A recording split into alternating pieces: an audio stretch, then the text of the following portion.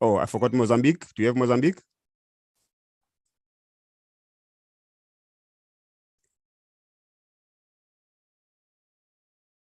Seychelles?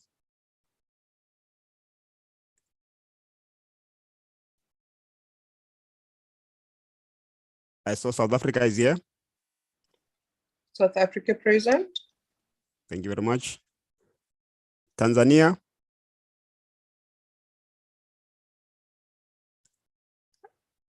Zambia?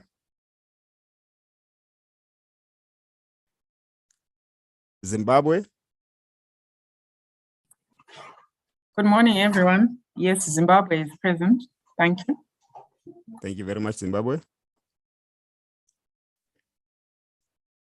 It looks like we have fewer countries that are already represented. And the time is now 2 minutes past 10. Madam Musonda? Can I be guided, seeing that do we wait some more minutes before we kick off, or we can kick off and everyone else will find us on the way? I think that we can start, Mr. Modise. We have enough members, I think, present. We can begin. The others can join us, because if we take too long, it's not fair on those who are already on the platform. No, thank you very much.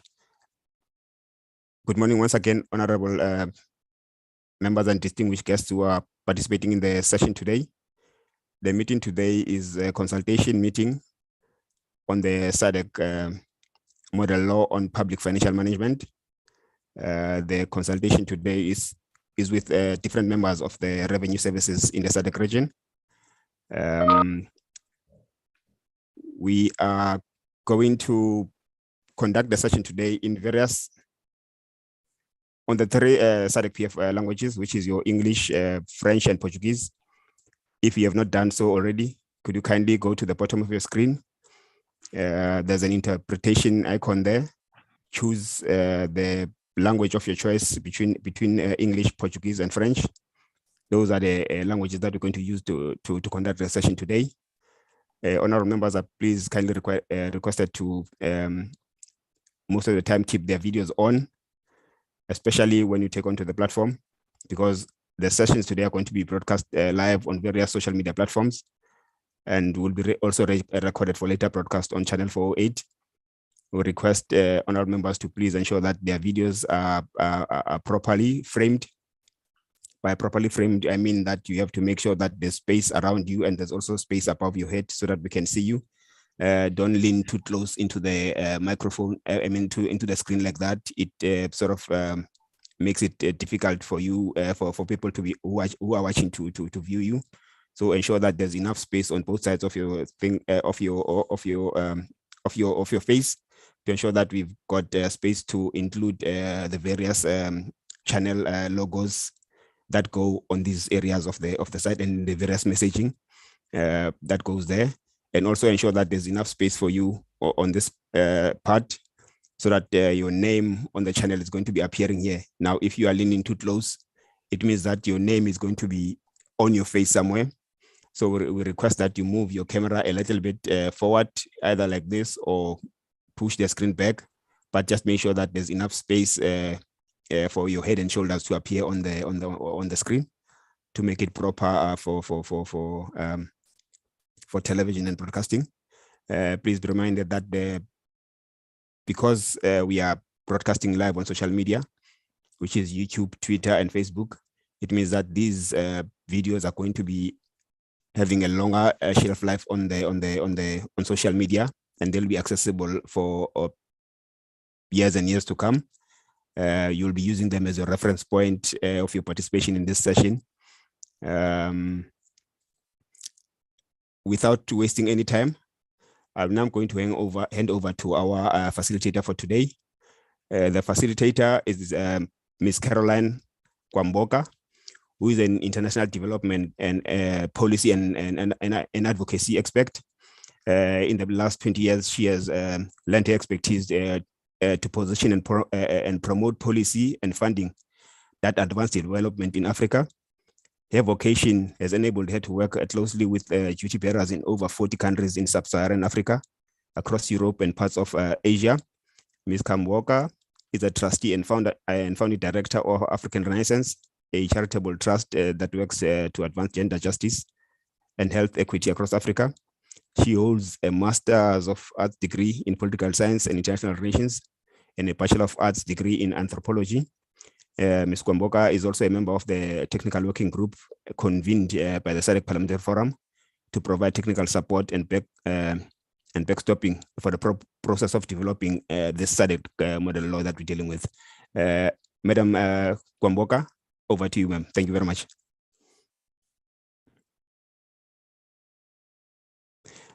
Thank you very much.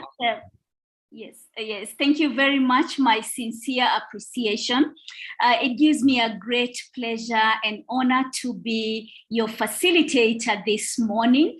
I take this opportunity to welcome all the distinguished delegates who are in attendance.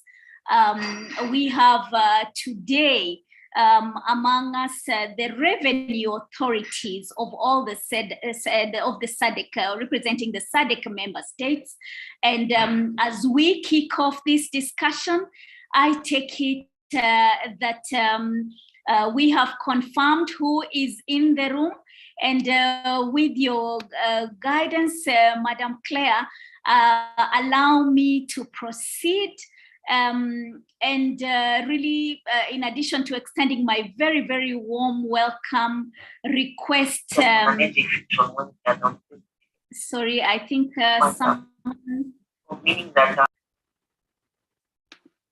someone has not muted. We kindly request you to adhere to the guidelines from our media team. But without much ado, please allow me to really take this opportunity to invite Madam Boemo Sekoma, the Secretary General of SADC Parliamentary Forum, to make her welcome address. Over to you, Madam SG.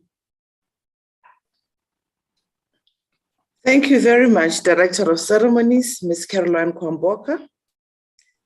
Our keynote speaker, Her Excellency, Ms. Paulina Mbala Elago, my sister, the Executive Secretary of Southern Africa Customs Union, distinguished commissioners and officials from the revenue authorities of SADC member states, members of the Technical Working Group on Public Financial Management, Mr. Daniel Grimbeck, the legal drafter for the SADC Model Law on Public Financial Management, SADC citizens following proceedings virtually on various social media platforms, staff of parliaments and the SADC Parliamentary Forum, members of the media, distinguished participants.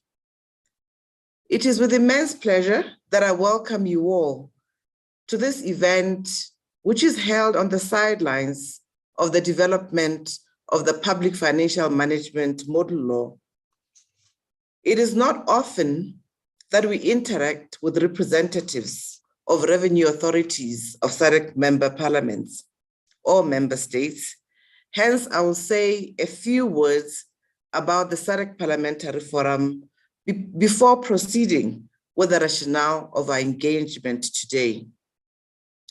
Distinguished participants, as you may be aware, the SADC Parliamentary Forum is an institution of SADC representing its parliamentary arm at the regional level. The forum regroups 15 member parliaments of the SADC region. The 16th member parliament, being the Comoros, is yet to join this particular grouping. And its overarching objective is to promote interparliamentary cooperation and diplomacy through targeted initiatives in view of heightening socio-economic development and democratization in Southern Africa. Public financial management forms part of the endeavor of the forum to promote prudential financial planning, which is a strategic objective under its strategic plan of 2019 to 2023. One of the key initiatives of the SADC Parliamentary Forum is to develop model laws, which act as normative standards that serve as a guiding legislative benchmark for national parliaments. The development of model laws is a testament to the forum's belief in the rule of law and is paramount to spearhead the domestication of international best practices. Hence, the rationale behind the development of the SADC model law on public financial management. Distinguished participants, the forum has consulted with a series of stakeholders so far, and this meeting with revenue authorities is crucial to add knowledge and value to the consultative process. Thus, thank you for participating and taking the time to interact at this session. Distinguished colleagues and participants, you'll surely concur that revenue of the state is linked with the way public finances are being managed. Without public financial management, revenue sources may be reduced or simply dry out.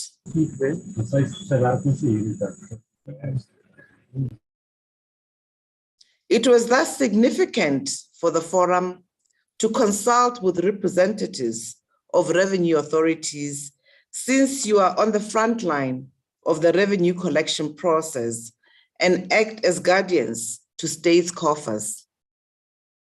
In addition, the world is shifting from the notion of revenue authorities being merely a traditional collecting agency to being an active advisory unit on policy, including revenue administration, money laundering, and the financing of terrorism.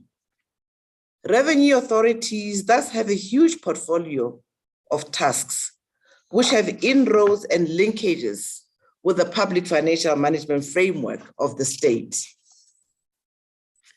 Revenue authorities, colleagues, are also recognized as investigatory units, which witness the flows of money and are thus well placed to report suspicious transactions, which may be harmful to the public financial management framework of our member states.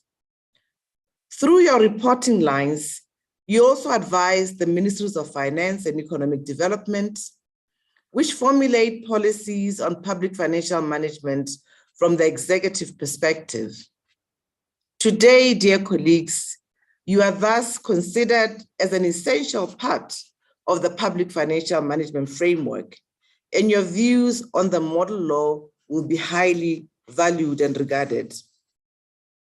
During the consultative session, we expect that you engage openly and frankly with our legal drafter and the rapporteurs and address issues of the model law which relate to flows of money, especially from a revenue standpoint. You may, for instance, consider the provisions governing cryptocurrencies under Part 12 and brainstorm about the ways in which revenue will be collected on same. Or consider issues relating to maladministration under Part 11. As revenue administrators, you may also consider the propriety of Part 10 relating to public accounts and how public accounts should be reported. It is well understood that different revenue authorities across SADC have different powers and functions, and thus you may identify different areas of the model law to engage upon. Dear colleagues, before I end, I wish to state that the forum will continue to engage on revenue collection beyond the ambit of this consultative process. Indeed, it is expected that revenue authorities will play a crucial role in domestication of the model law by exposing instances of financial maladministration and irregularities in cash flows, which the model law attempts to eliminate. Furthermore, there will be ongoing collaborative opportunities for revenue authorities to engage with the dedicated organ of the SADC Parliamentary Forum, notably the Regional Parliamentary Model Law Oversight Committee, to report on the extent of the domestication process in each member state in the coming years. Dear colleagues, as we start the consultative session, we should not lose sight of the fact that for most SADC member states, revenue collection constitutes the main source of income of the country. It is with these public monies which are deposited into consolidated funds that all expenditures relating to the state are made. And expenditures in turn entail the management thereof by a robust public financial management. Without proper revenue collection, the public financial management framework would thus be non-existent. At the same time, the public financial management also means collecting revenue properly and appropriately accounting for same with the necessary checks and balances. Your contributions today will thus go a long way ahead in finalizing the model law and clearing the path to advocate for public financial management reforms in Southern Africa. On this hopeful note, I wish you all a pleasant session and fruitful deliberations. I thank you, Master of Ceremonies. Thank you very much, Madam SG, for that wonderful, inspiring, and hopeful address. Dear delegates, distinguished participants in this meeting, allow me to take a minute or so to just share that Madam SG has really emphasized on the important role that revenue authorities have to play when we think of this as the basis upon which all expenditures in our countries are really dependent. As gatekeepers, as those who lead the assessment, collection, and accounting of these revenues, we therefore, look forward to hearing your opinion, your comments as we engage in this very participatory session. And really, at this very early point, I wish to invite you to be very attentive as we will now, shortly be moving to listen to the keynote address and thereafter to the main content that has had us here together. At this juncture, allow me to really invite our keynote speaker for today, Ms. Paulina Mbala Elago, who is the Executive Secretary of the Southern African Customs Union. Ms. Paulina is a trade economist. She currently serves at the Southern African Customs Union as Executive Secretary. And she really, prior to heading this secretariat, she has served as the Tanzania Country Director of Trademark East Africa. She was responsible in that role for designing, managing, and implementing a multi-million-dollar program in Tanzania that was designed to support the East African Community Regional Integration Programs. This included the improvement of intra-regional trade competitiveness, and enhancing trade facilitation, streamlining procedures, and supporting trade-related infrastructure development. Ms. Elago has over 25 years of professional experience in international trade, primarily in trade policy, regional integration, trade facilitation, investment, environment reforms, trade-related capacity building, and trade-related infrastructure development. She also has a glowing, success with over 10 years experience in managing and delivering multi-donor, multi-country, multi-year development programs to support regional integration and trade competitiveness across Africa, Caribbean, and Pacific states. She has also served as Deputy Chief of Party for the Southern African Global Competitiveness Hub in Gaborone, Botswana, Economic Advisor at the Commonwealth Secretariat in London, and Chief Trade Negotiator for the government of Namibia. She has in-depth knowledge and understanding of the trade and socio-economic development context.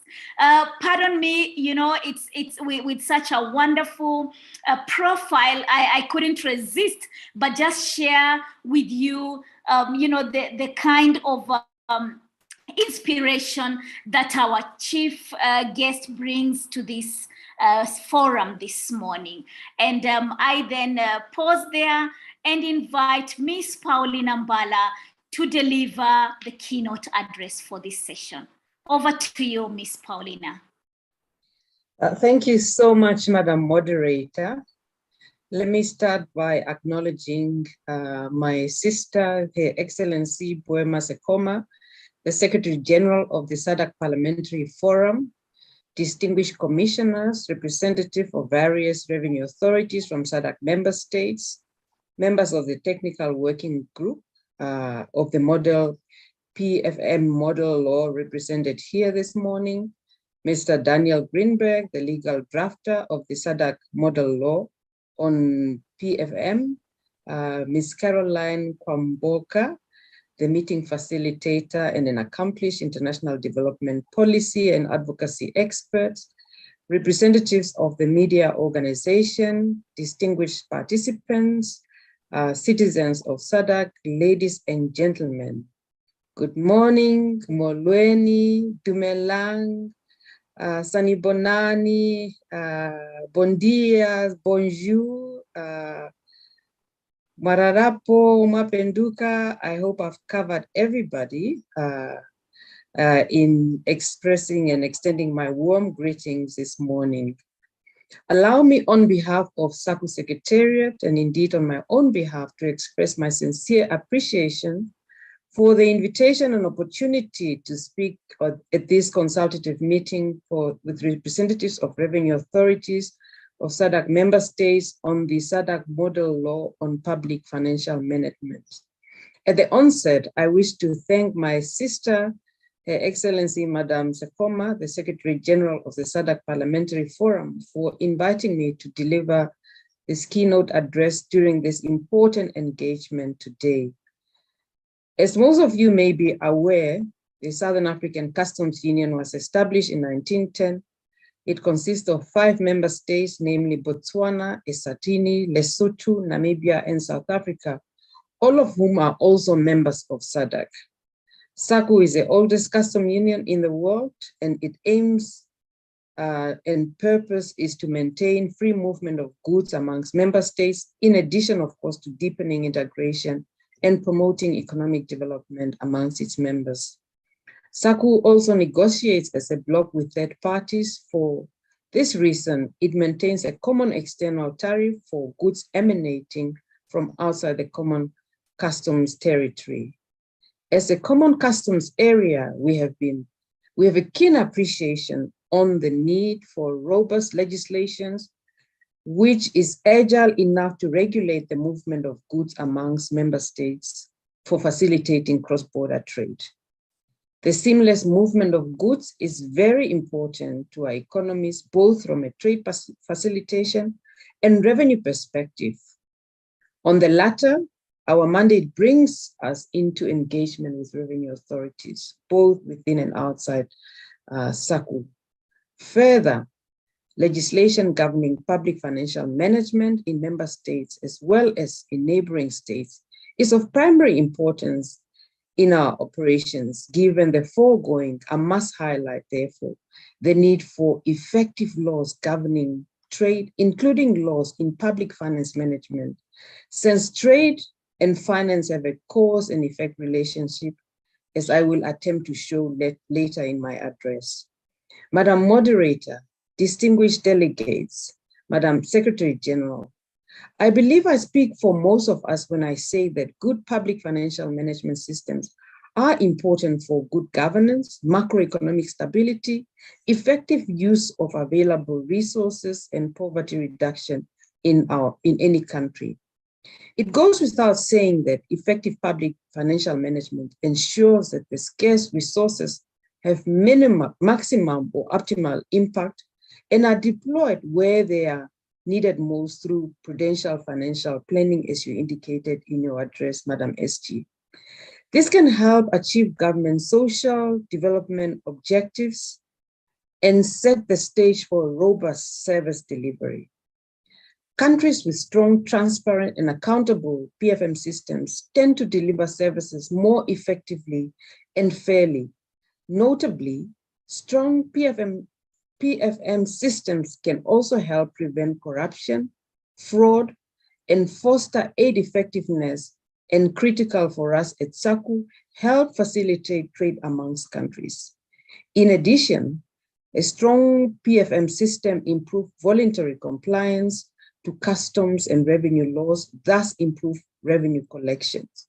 This contributes greatly to the reduction of compliance costs for revenue administrations and authorities.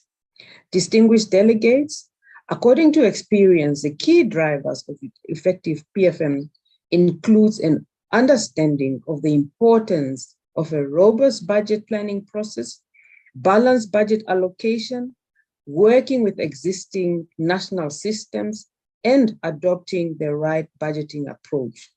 This way, PFM does not only maximize the impact of public funds, value for money, and service delivery, but also makes interventions sustainable.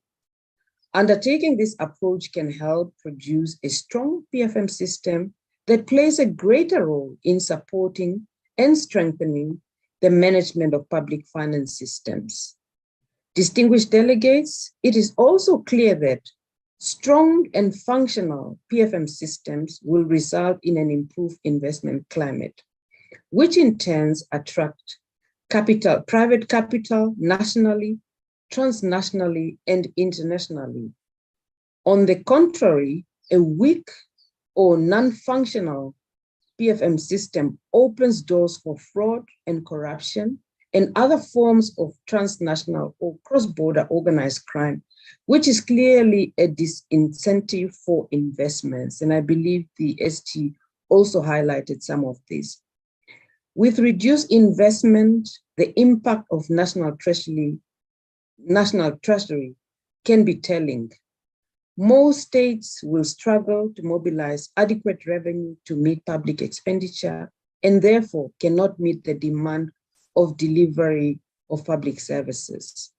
This ultimately leads to a breakdown in public service delivery, and in many cases, countries may end up in a debt trap with all its attendant challenges. If a public finance is managed efficiently, this is also likely to lead to timely achievement of government goals such as poverty reduction, owing to effective and efficient service delivery, especially to the poor.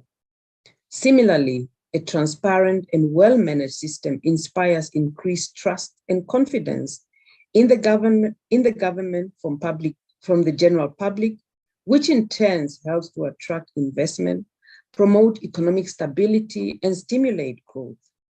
Some of the key requirements for a successful PFM system include strong leadership, good governance, and a transparent reporting, which in turn leads to more and improved accountability, and by implication, the effective use of resources. Madam Moderator, distinguished delegates, the discussion on the SADC model law on public finance management, financial management is therefore opportune, whilst its wide adoption will most certainly help member states to close existing legal and regulatory gaps in public financial management across the SADC region. Amongst them being identified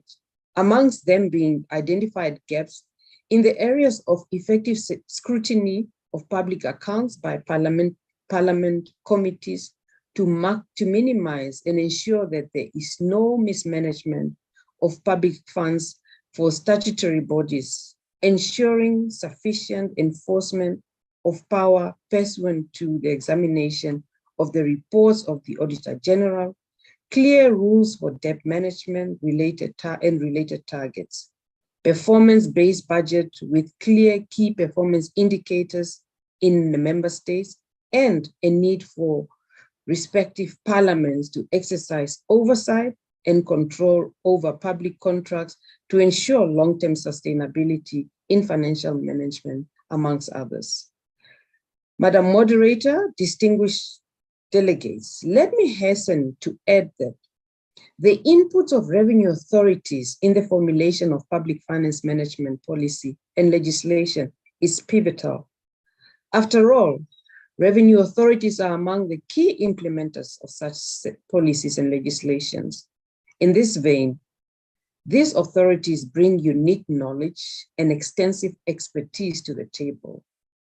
Your meeting today, therefore, is in recognition of the critical role played by revenue authorities in the process of mobilizing public resources through their various revenue collection functions, among others. In this regard, you are called upon to consider the adequacy of the content of the model law in providing a robust normative framework which can help tighten the regulations governing domestic resource mobilization in the SADC region. In other words, you have an opportunity to contribute to the standard setting efforts by the SADC Parliamentary Forum in as far as public financial management is concerned. As I understand, the standard so set can be adopted or adapted and implemented by individual SADC member states in an effort to improve public financial management and to promote harmonization across the region. In addition to that, this meeting is also an opportunity for you to share and learn best practices in matters relating to your respective mandates. I therefore cannot emphasize enough the importance of knowledge sharing through your active participation in today's proceedings. Please note that you have much to give and therefore much is expected of you given the role that you play. Let me end my remarks, Madam Moderator, by commending the SADC Parliamentary Forum for embarking on this noble process of formulating a model law on public financial management. May I also reiterate the importance of this consultative process as it will ensure that best practice is incorporated in the model law for the benefit of the wider citizenry and people of the SADC region.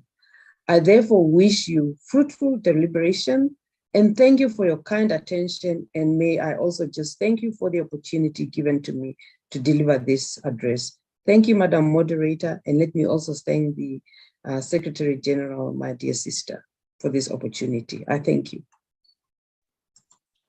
Thank you very much. A warm applause to our chief guest, Ms. Paulina. Thank you very much. It is not going to be easy for me to summarize because you've given very strong and deep points that we need to think about, not only during this consultative session, but even beyond. And I'll probably just point out a very key punchline that indeed good public financial systems are good for good governance. They are necessary for good governance.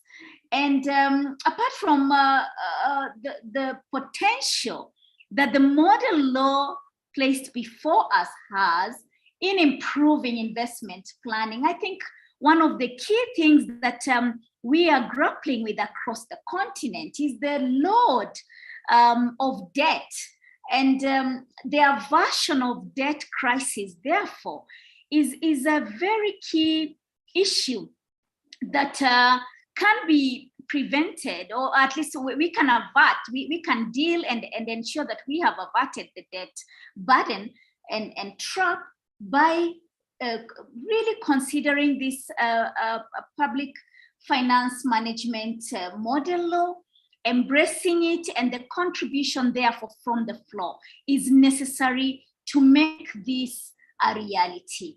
At this juncture, we thank you, Madam Paulina, and we would like to move to the next session that has the media team presenting to us a video clip before we delve deeper into the conversation. I think media team, over to you. I think there's a clip for presentation. Thank you.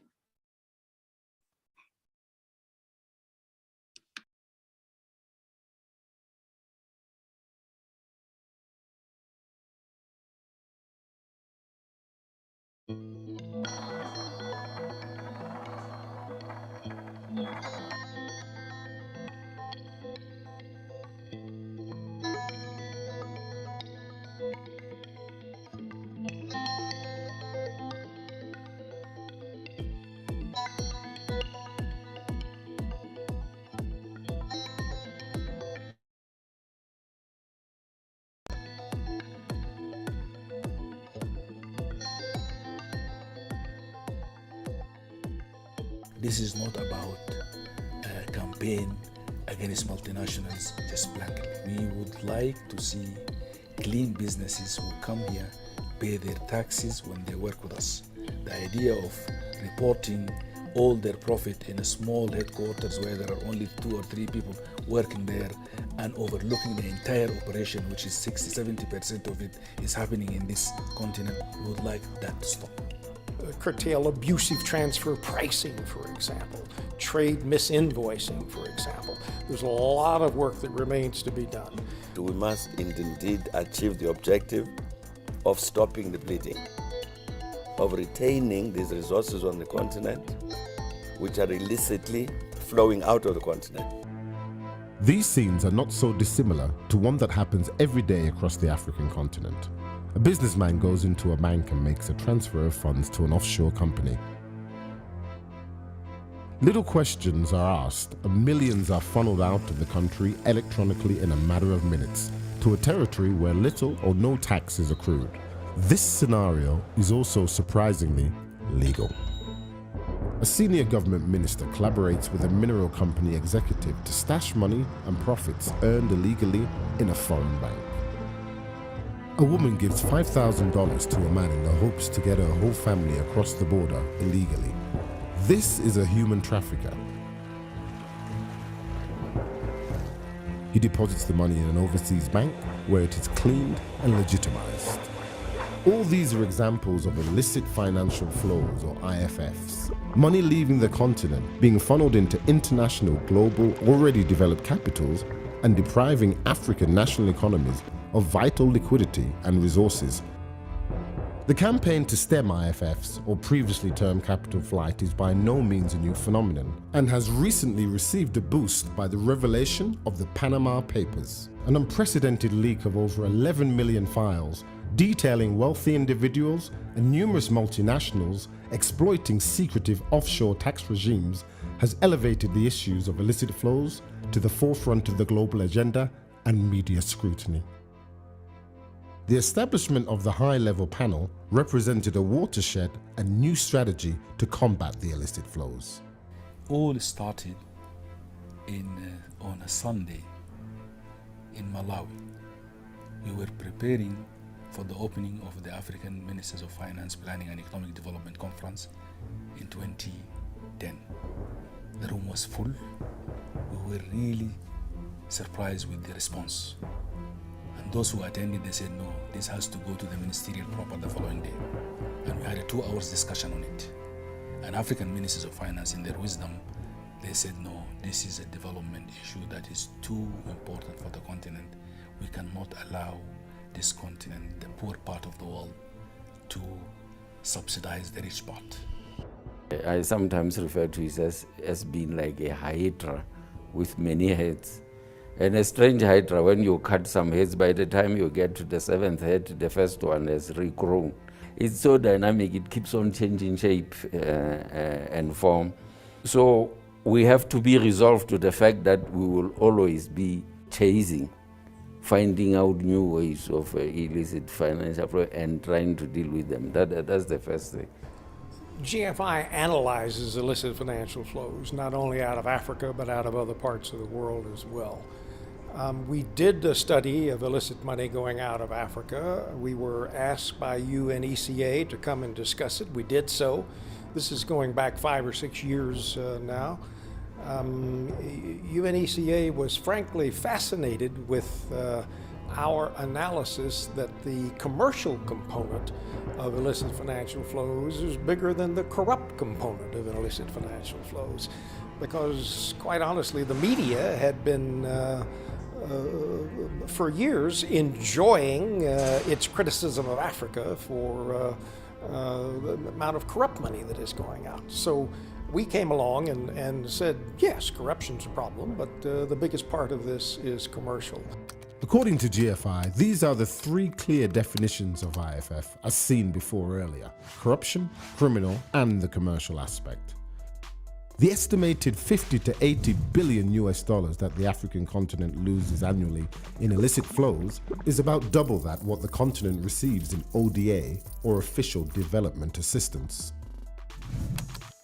Moreover, based on the methodology of the Economic Commission for Africa, abusive transfer pricing and misinvoicing, the underreporting of amounts produced and profits made are another major source of commercial illicit funds lost forever.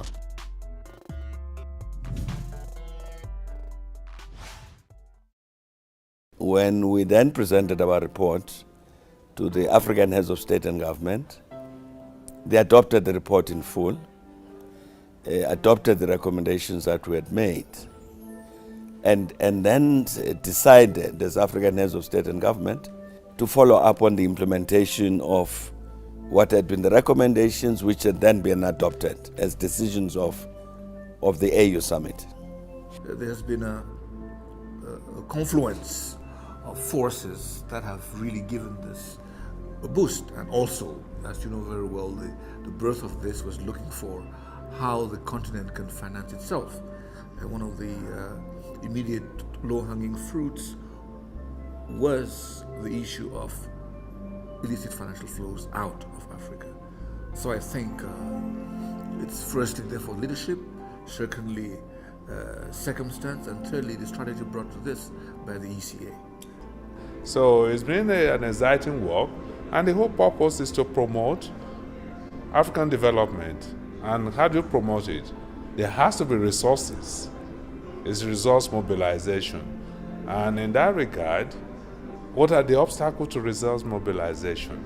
And one of the obstacles is illicit financial flows from the continent.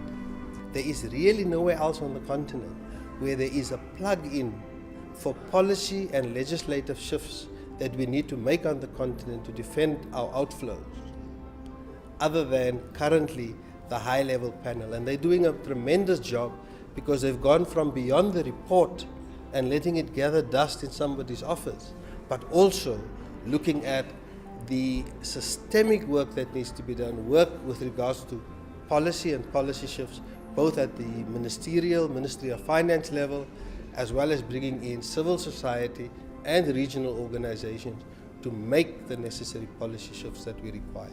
It's good work that they do.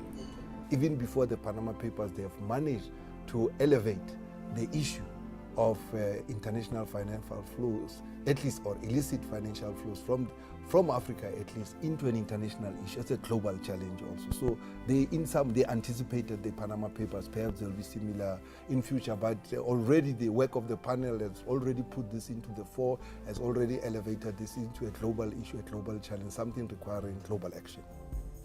Illicit flows have steadily increased over the years in scale and magnitude, and fundamentally undermine our ability on the continent to achieve our sustainable development goals, impede transparency, and risks further increasing inequality and poverty.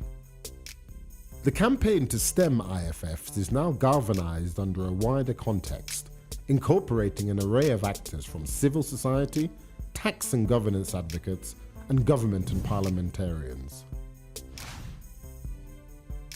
We wanted it on the global agenda. It is now on the global agenda.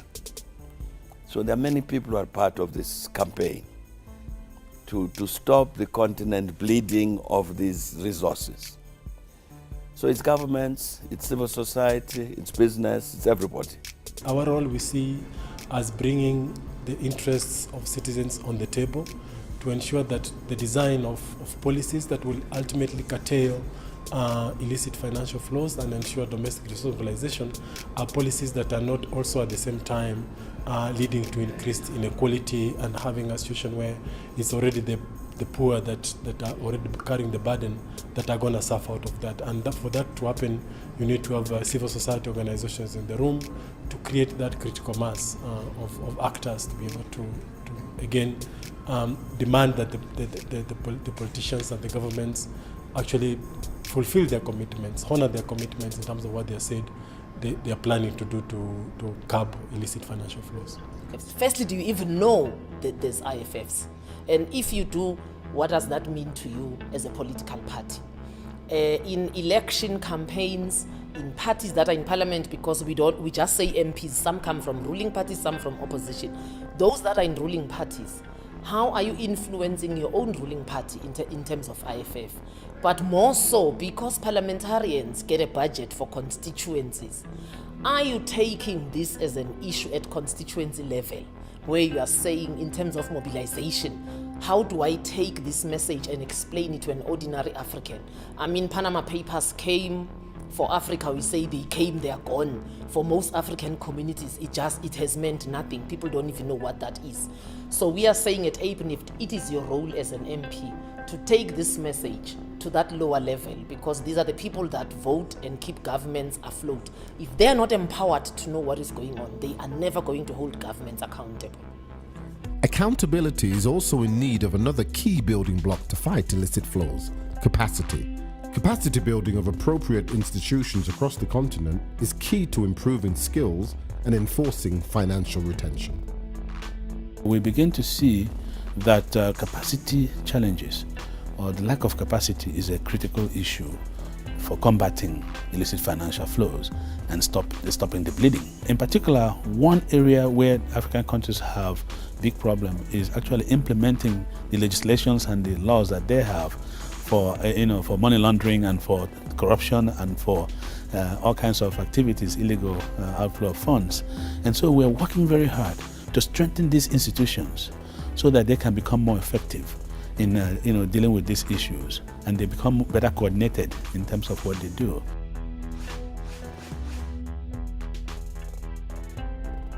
A clear metric on the success of tracking illicit flows is also its subsequent retrieval.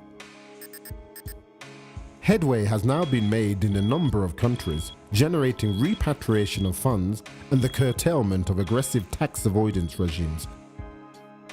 But we need even improvements to track it better. Better accounting and international accounting standards, better capacity with customs officials, better capacity in drawing agreements and other things. I mean, even just identifying or tracking will take some effort. Uganda recently won an international court case against a British oil company, and as a result of that case, gathered $423 million in income that they would have lost did they not have a capital gains tax policy and law in Uganda. Many African countries do not have that. And because Uganda had that law, they were able to go to international arbitration, win the case, and now have that income. The cumulative effect of strengthening financial architecture, challenging banking secrecy, and reforming common tax orthodoxy reduces outflows and critically increases income on the continent.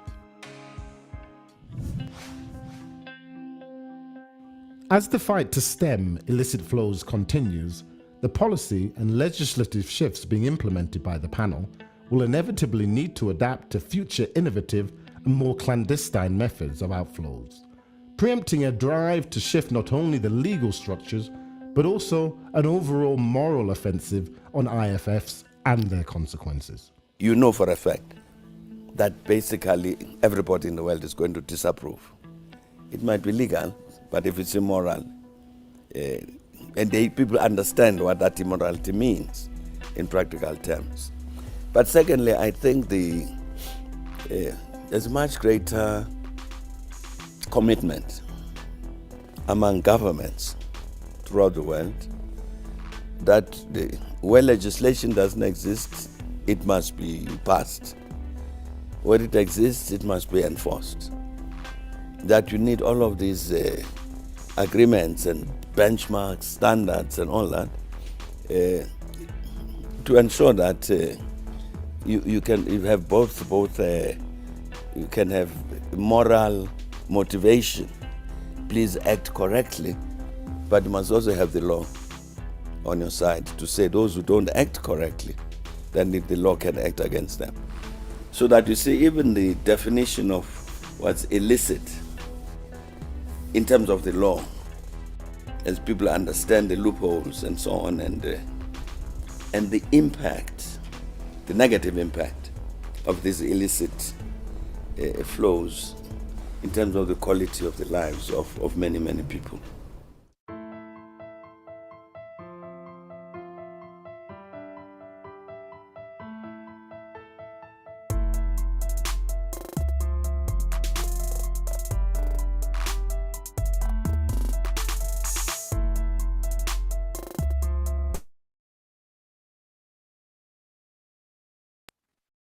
Thank you very much. Thank you very much, our comms team, media and comms team, for this very compelling and honest conversation that is coming to this consultative forum through a video format.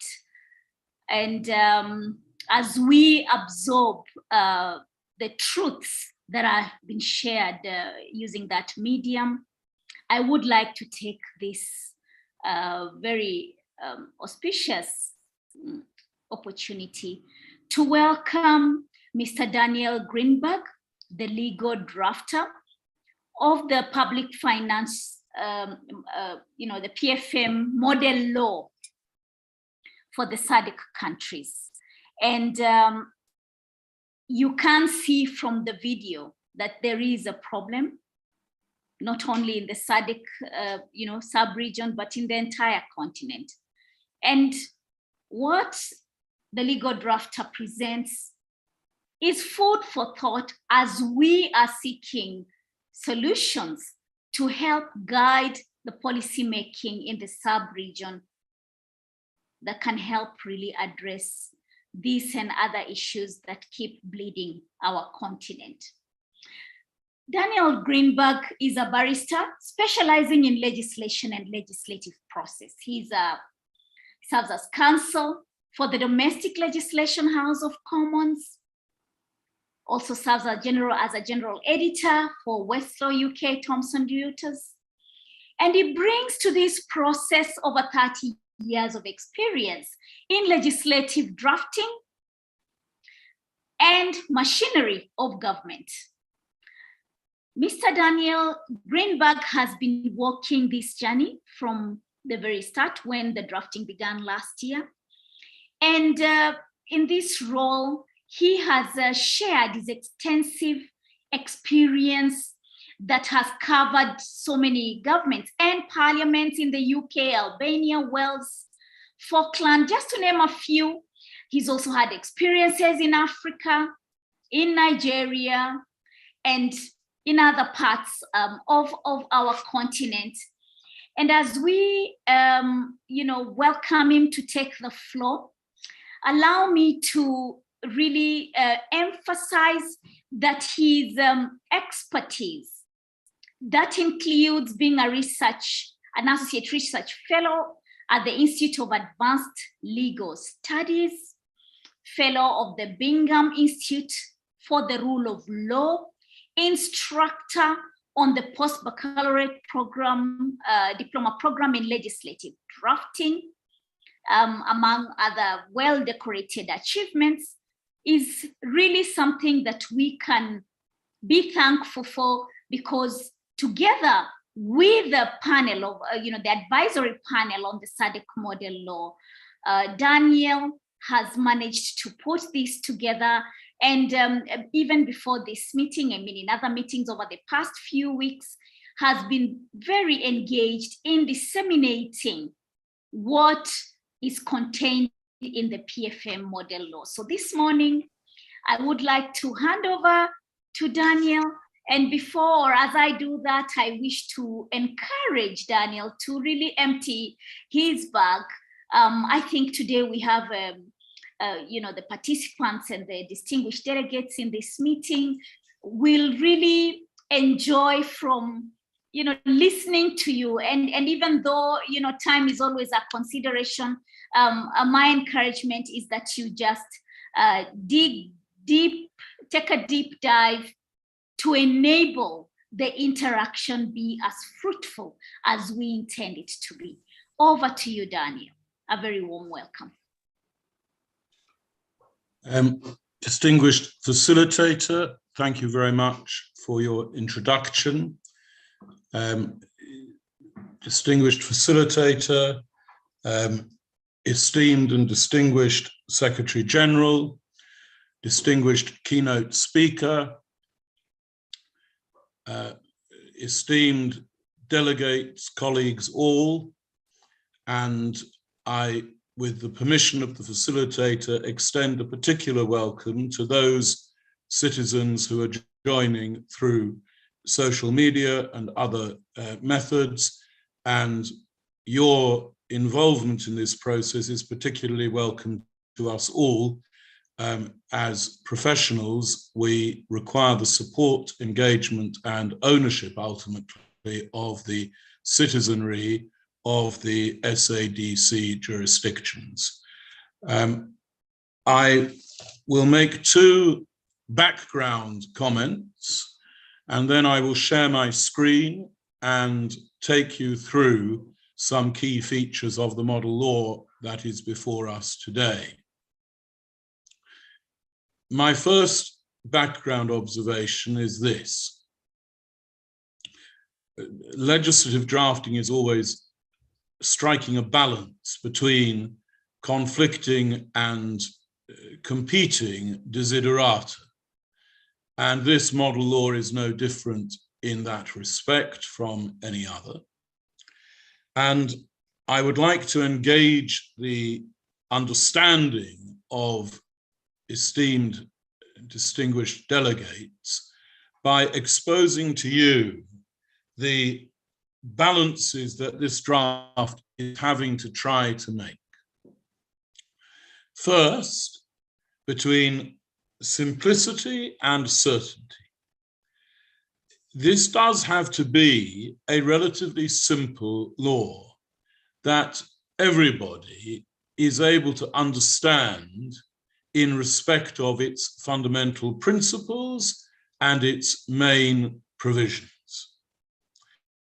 The video that we have just seen draws our collective attention to the need for people not just to be able to understand the law, but for people not to be able to pretend not to understand the law. It is important that people do not have a simple defense, well, it's all so complicated, how could anybody expect me to know it or understand it or keep it? The fundamental provisions must be such that, as was mentioned in the video, we hope that people will behave morally, responsibly, and effectively, but when they don't, we have to have effective enforcement procedures against them. And the provisions of the law have to be sufficiently simple to ensure that a defense of complete failure to understand and a sympathetic understanding that nobody can understand this law is just not available. And for the same reason and by the same token, the law has to be certain. It has to be clear. If you're charging somebody with abuse of public funds, it has to be clear, in order to maintain the rule of law, the parameters of the abuse have to be evidentially certain, so that I know what charge I'm facing, and so the court can see it proved or disproved with complete certainty. So we've got to keep it simple, but it also has to be very certain, and certainty requires a degree of complexity. So that's your first balance. And similarly, it has to be accessible and it has to be accurate for the same kinds of reason. It has to be accessible because this has to be owned by everybody at whom it is aimed, and this is not and should not be seen, if I may say so, Madam Facilitator, this should not be seen as a piece of internal government legislation that only affects government. It affects everybody who supplies to government. It affects everybody who is supplied by government. It affects state-owned enterprises, which featured highly in relation to the illicit financial flow issues raised by the video. It affects states, localities, but ultimately, it affects everybody who pays taxes. We saw, Madam Facilitator, we saw a video clip in the first consultative forum that I found particularly compelling. It was a series of reactions from young citizenry in SADC countries. It was a series of their reactions to being asked about the importance of public financial management. And the reactions were very powerful, and they were not as superficial as I, in my naivety, was expecting. They weren't just sort of, oh, well, everybody's corrupt and isn't that bad. And one of the most incisive, to my mind, was a young woman who said, the thing is, I actually think quite a lot of the taxes that I provide are being spent in the way that they were meant to be spent. But quite a lot of them are being spent, I notice, on improving road infrastructure. And she said, that's great if you live in a big city with roads. But I don't, she said. I'm never actually going to get near a road, probably. That was the implication of what she was saying. And what do I get out of this? Now, there are, of course, lots of ways in which she benefits from having a good road structure in the cities, and I'm sure she would admit that. But the compelling point was every citizen has to look at public financial management and feel that they are beneficiaries and not just contributors. And the system has to be accessible in a way that gives confidence to the citizen who reads the act, the model law. It has to be accessible at that level. But at the same time, it has to be accurate at a highly technical level. Distinguished delegates today are technicians in a profession that is one of the most complex professions that exist. And the provisions of the model law have to sound in a complexity and accuracy that accurately supports the technical concepts and activities of your profession. Another difficult balance. And then we have to balance clarity with flexibility. To give you an example, when we come to look at the model law in a few moments, you will see there is a part dedicated to controlling and regulating crypto assets and cryptocurrency in particular. Very important. Madam Facilitator, as part of the technical working group, you and your colleagues encouraged me to expand the original provisions on cryptocurrency, and I have done so. And in doing so, I have drawn, as you know, on the principles adumbrated by the London School of Economics and Political Science Institute of Global Affairs basic principles for regulating crypto assets, fourth draft. But let's be honest, it's a guess. It's a guess. None of us have the foggiest idea what central banks are going to be facing in relation to the regulation of crypto assets and cryptocurrency in a year, never mind 10 years.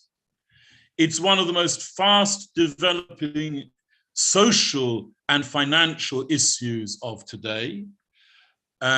Illicit financial flows, which were the subject of the video we have just seen, are just beginning to take advantage of the invisibility of crypto assets, and they're sitting inevitably below the existing regulatory radar in a way that gives challenges that we haven't encountered ever before. So yes, Part 12 has to lay down the principles of crypto regulation, but it has to do so in a way that is sufficiently flexible to allow the SADC jurisdictions to embrace, control, and react to future developments in the crypto world. For all we know, Madam Facilitator, central banks around the world may be issuing their own cryptocurrencies before too long. Some of them have indicated an intention to do so. Others have said they would never do so in a million years. And as we all know, what public authorities say they would never do in a million years, they're presumably planning for against having to possibly do tomorrow. So none of us know. And again, we have to be flexible, but we have to be clear at the same time.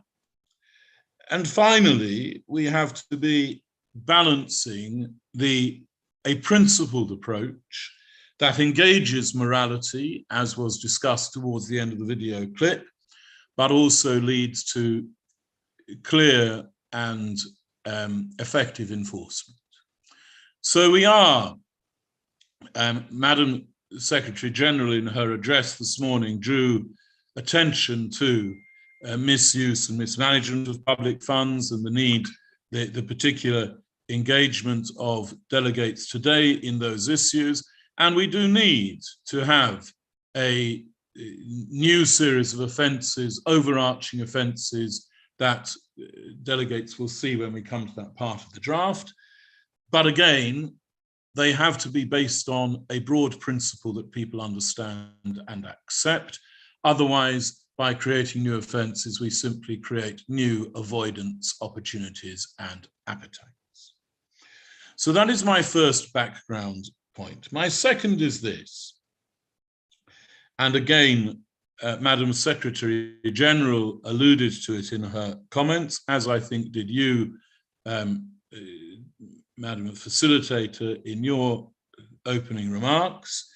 Contextualization. This is a model law that is being presented to a number of different states, each of whom has a unique constitutional, administrative, and legislative structure. The model law, therefore, has to be capable of being adapted to reflect the constitutional arrangements in each country. In a number of places in the text, I have placed footnotes that directly advert to the fact that particular provisions are likely to be found already overlapping with provisions of a particular jurisdiction's constitution, or a financial law that already exists in another form. In domesticating, transposing, and implementing the model law, each jurisdiction will need to make its own judgment as to how to adapt and modify it to reflect their existing constitutional and legislative position. So it has to be modular, and it has to be capable of agile application. But at the same time, the fundamental principles of the law have to be clear enough for it not to be diluted beyond recognition or efficacy in the process of domestication. With those background remarks, I will now try to share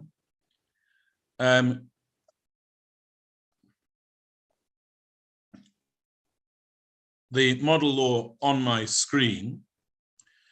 And I would ask somebody from the technical secretariat to let me know if this is now showing to participants, please.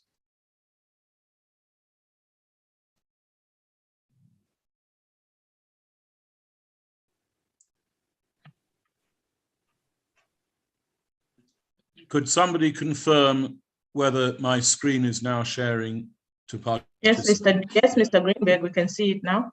Thank you very much. Okay. Right. I start in part 2, which sets out the aims and objectives in line with the philosophy that I adumbrated a few moments ago. And in the light of the video we just saw and the particular interests of the revenue authorities represented by distinguished delegates today, I draw our attention particularly to transparency and accountability, because I think one of the thoughts that struck me as I listened to that video clip was that when we are dealing with illicit processes, the only way to shine light on them is for them to be taking place against a backdrop of a mechanism that is accountable and transparent when it works properly, so that one can spot the gaps. You can see where the transparency is not supported, and that tells you where to start looking. Transparency in public financial management, therefore, is going to be key to identifying, monitoring, and controlling illicit financial flow in relation to transactions with a public financial management component. And as I said before, that goes beyond purely internal government transactions, and through procurement and other parts of the model law, it goes very broadly into the commercial world. This clause 9, I emphasize to delegates, is not part of the preamble merely. It is an operative provision of the text of the Act, and the courts, when they construe and apply the Act, will treat it as such, and they will give effect to it as an operative provision. Therefore, accountability, transparency, independence, and modernity will be objectives that, as a matter of administrative law, are to be pursued in the implementation of the model law in its domesticated form. And it applies to the raising of revenue, but it also applies to the expenditure of resources. Revenue authorities will be particularly interested to learn that we have focused in particular not just on cash resource accounting, and indeed when we come to the accounting part later, you will see that we deal separately with resource accounts and whole of government accounts to give real transparency to the wider and more fundamental financial operations of a state. These principles are to be taken into accounting practice and also into parliamentary oversight. Next, and this is another provision that I enhanced at the request of the technical working group, we have a requirement to entrench measurable outcomes that can lead to the optimization of revenue and expenditure, to prevent unauthorized expenditure, which is obviously of key relevance to today's discussions, to move towards sustainability, and to support parliamentary accountability and oversight. And these outcomes must have measurable benchmarks for testing success. And again, in terms of societal involvement, in terms of citizenry engagement, it seems to me that these are critical principles, that citizens can be given reasons to trust those who are managing the public finances and not simply be asked to place their trust in them as a matter of confidence or judgment. Moving further towards the balance between the simplicity and clarity of the principled approach that I discussed, we articulate core public financial management principles. Transparency, and here the transparency principle takes the form of a direct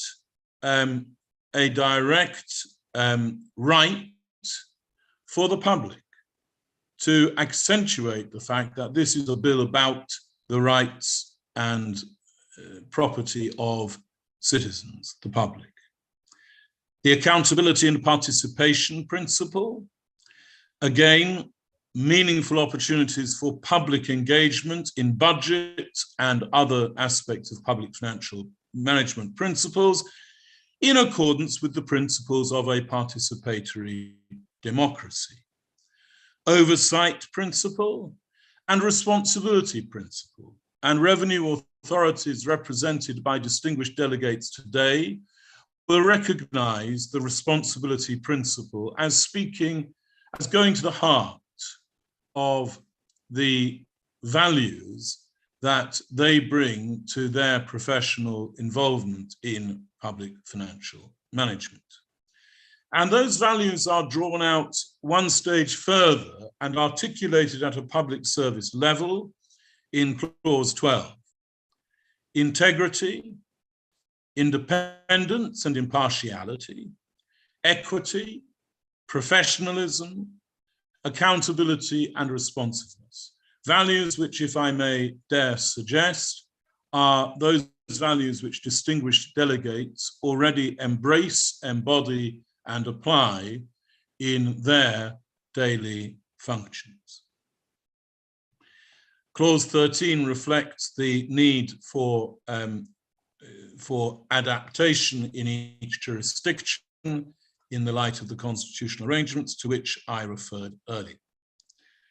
Part 3 identifies the core authorities in the public financial management structure, the minister, the secretary, who as head of the permanent financial civil service has permanent responsibilities of impartiality and a permanence that goes beyond the government of the day, coming with powers of inspection, moving through to the finance ministry with its general functions, accounting officers embedded in each public authority, with general functions of a kind that delegates would expect to see in relation to the use of resources and the maintenance of records, and the Auditor General, about whom more is said below. Part 4 outlines the core components of the public fund system, starting with the consolidated fund, but moving through into other accounts, retention accounts, trading accounts, debt servicing accounts. And at the last consultative forum, we were asked to think seriously about saying more about special funds here, although they are touched upon elsewhere. Part 5 sets out a standard supply and appropriation procedure that is in its fundamental components common to jurisdictions of SADC. It includes appropriations in aid. It includes the possibility of virement as well as appropriations in aid. And although these are all potential leakage points in terms of regulatory control, they are all, again, things required to match flexibility with certainty. So here we are seeing in the principles of financial management a practical reflection of the balances that I was alluding to earlier. Appropriation and aid is, it's unavoidable, but it has to take place within parameters and subject conditions that allow it to be monitored and allow it to, and do not allow it to undermine the fundamental principles of the appropriation structure. Part 6 deals with parliamentary control, and it establishes a parliamentary engagement principle that Parliament should use the full range of mechanisms available to it for the purpose of overseeing and controlling the public financial management process. And this, of course, particularly involves engagement with the Auditor General, the National Audit Authority, and other audit bodies. The Auditor General is dealt with in a fasciculus beginning with clause 36. At earlier stage in consultations, we were encouraged by Auditors General to go further in bolstering the independence of the Auditor General by removing from the government even the power to make procedural regulations relating to the offices of the Auditor General. That is something we've agreed to take away and think about. Of course, the question is who do you replace it with? How do you have effective control over the audit arrangements if government, the executive, are not able to provide those arrangements? And that is something that we have agreed to take away and consider. But the Auditor General is accountable to Parliament only and independent of government, and those principles are, of course, sacrosanct. The National Audit Office similarly. The Public Accounts Committee is discussed in some detail, but again, always in accordance with the standing orders and procedures of each Parliament, because the model law must not be prescriptive for individual member states as to how their parliamentary arrangements work. Interestingly, perhaps from a perspective of this morning's meeting, there will be a complaints portal requirement, again, as part of the engagement principle operated by the Public Accounts Committee. Whistleblowing, an issue that I know will be very dear to the heart of delegates today, is fundamentally recognized. The importance of whistleblowing is fundamentally recognized in clause 45. And under the supervision of the Public Accounts Committee, the minister is required, the executive has a duty to confer legal protection on whistleblowers in relation to financial irregularities. Part 7 deals with the national budget. It's a standard annual appropriation with environment. It's a standard budget and estimate process with a budget debate and consultation. But I do draw delegates' attention to specific accompanying documentation, the requirement to have measurable departmental objectives, a sustainable fiscal policy statement, a sustainable development goal statement, an international commitment statement, an equality and diversity statement to reassure the woman who spoke in that video to which I referred earlier that equality and diversity in all its aspects, gender, but also wealth and location, equality and diversity in all its aspects is at the heart, must be at the heart of a public financial management system. This is not just about money, this is about people. And past year and future implications, multi-year budget projections, and a public debt statement. Again, balancing certainty and flexibility, we make provision for in-year developments so that they are controllable, they're inevitable. The need for flexibility is inevitable, but it has to be controllable and it has to be capable of being monitored and observed. Part 8 deals with government borrowing. It classifies public debt. It requires a debt management strategy using debt management committees.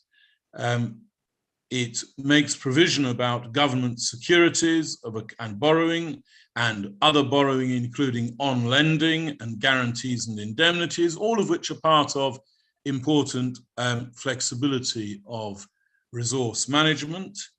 And it requires those statements to be accompanied by a debt schedule for transparency and accountability so that people can see where we are.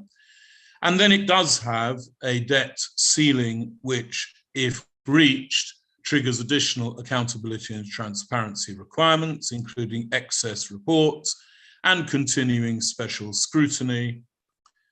Part 9 deals with procurement and the use of resources in accordance with the procurement principle of maximizing value, including cost effectiveness and other aspects of value for money. Again, flexibility nods at the importance of being able to procure in emergencies in a manner that meets the emergency. Part 10 deals with the public accounting principles and procedures.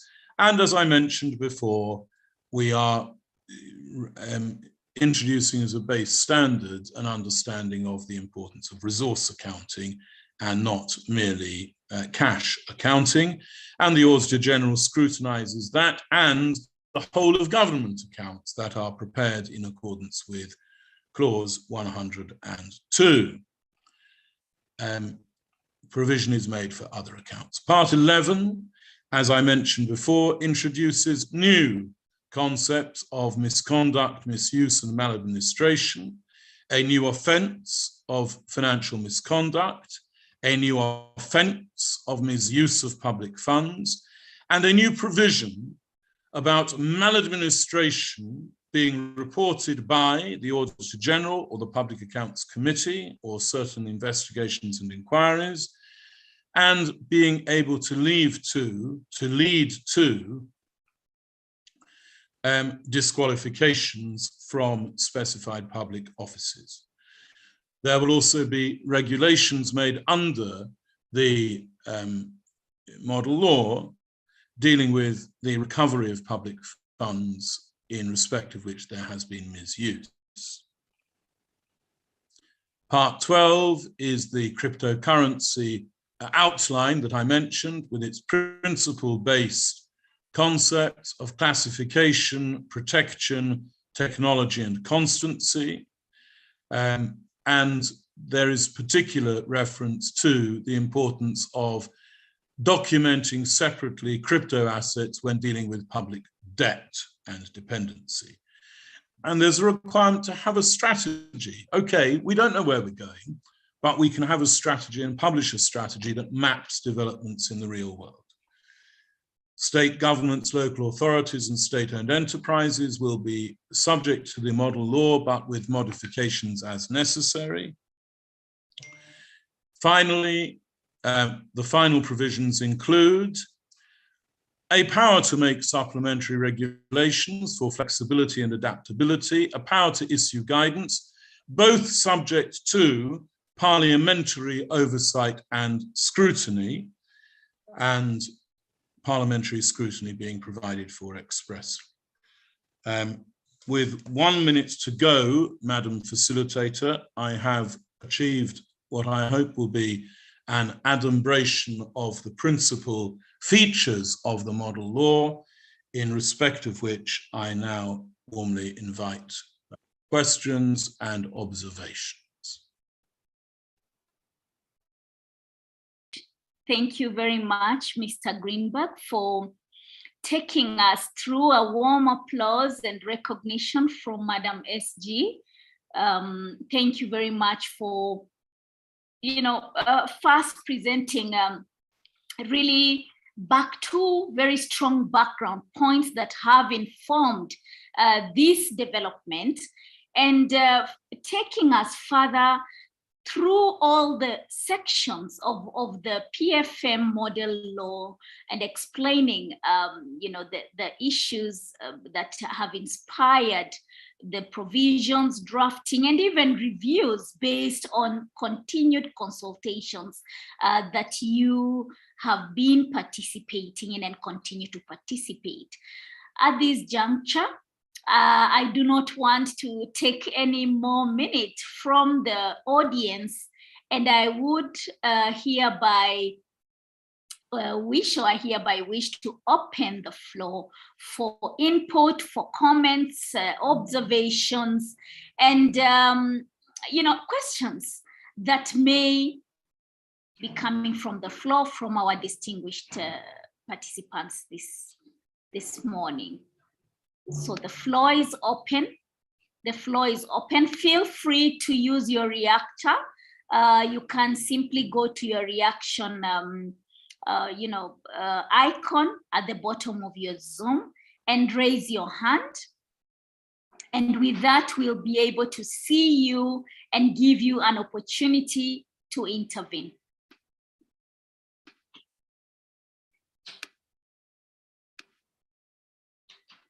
Okay, as the participants are preparing, I would like to engage or indulge, our main panelists, Madam SG and the Chief Speaker, to share some reflections on what has come and what Greenberg has presented. Just some early reflections so that the same spirit can be spread around the room. Please feel free to raise your hand and make an intervention. But at this juncture, let's have Madam SG come through. Madam SG, any observations from you? Thank you very much, Director. If you indulge us, kindly we can speak at the end, but for now, may we kindly just open it up to participants. Dr. Greenberg was actually reiterating what is contained in the model law, and is inviting observations and input of our commissioners to help us develop the draft further. Thank you. Thank you very much. And maybe to ease the process, we could go with the countries, and allow me, with your permission, Madam SG, allow me to call out the countries or the members per country so that we can have observations presented in that manner. Maybe it would be easier to enable active participation. But should there be a burning comment from the floor, nevertheless, even if we haven't gotten to your country, you can feel free to raise your hand so that you can present your opinion or question. If this is acceptable, I would like to call upon our first country on the alphabet, Angola.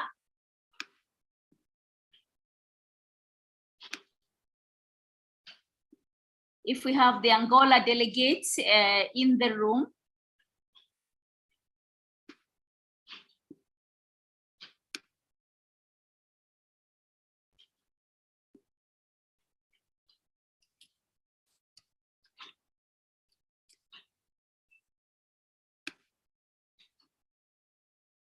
Okay.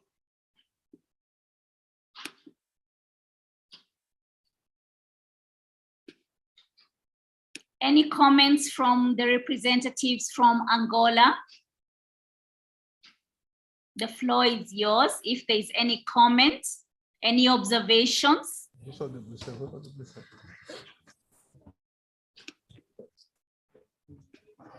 Good morning, Madam. We do have Angola delegate at the room, and we appreciate.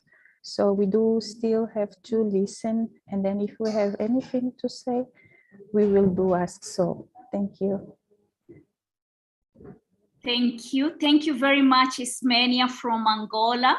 And thank you for confirming to us that you are following the conversation. And if there's anything, please feel free to bring it up at the point it will come.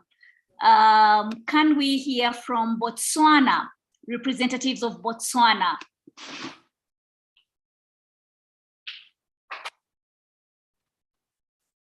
Do we have Botswana in the house?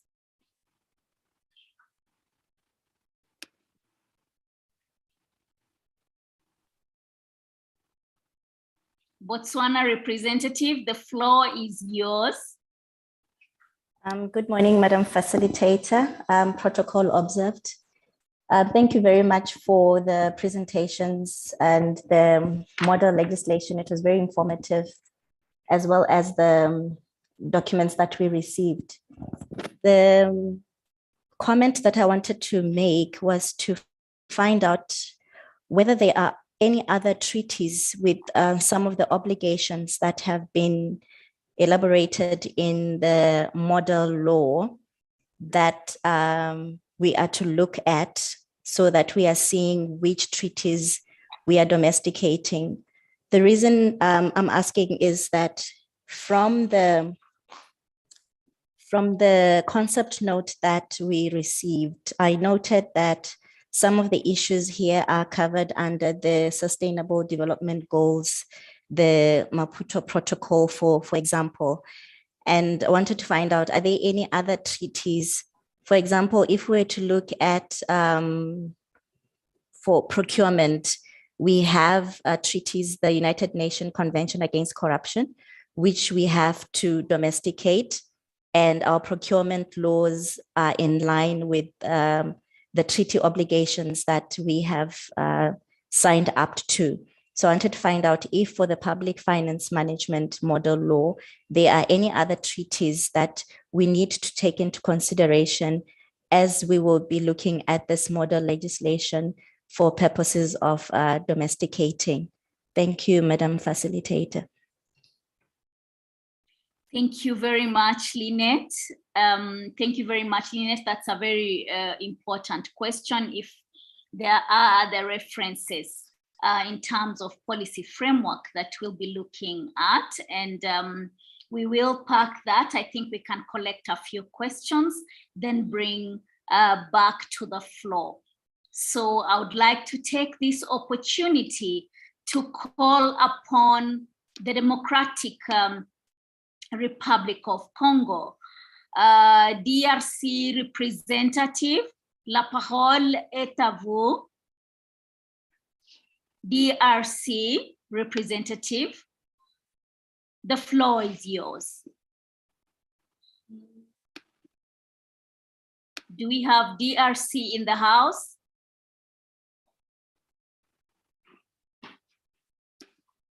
Okay.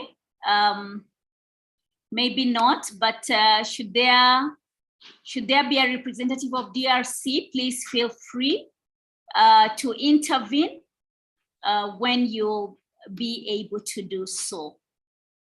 DRC, last call for DRC. Okay, so let us move to Eswatini. Eswatini, representative in the house.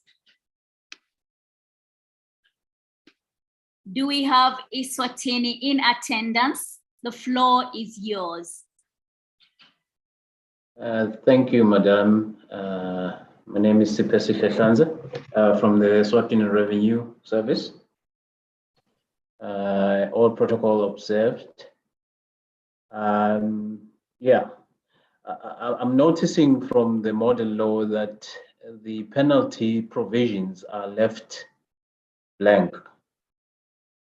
Maybe we're still going to discuss those because in my take, you know, public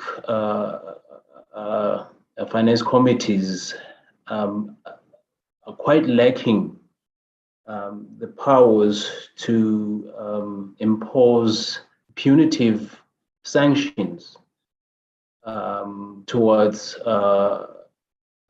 maladministration or abuse of public finances. And so I think that is one area that we really have to consider. in this modern law. And my other comment is I really appreciated the video that we were watching, especially the emphasis on morality, good morality, and the law, and how do these complement, how this should complement each one another.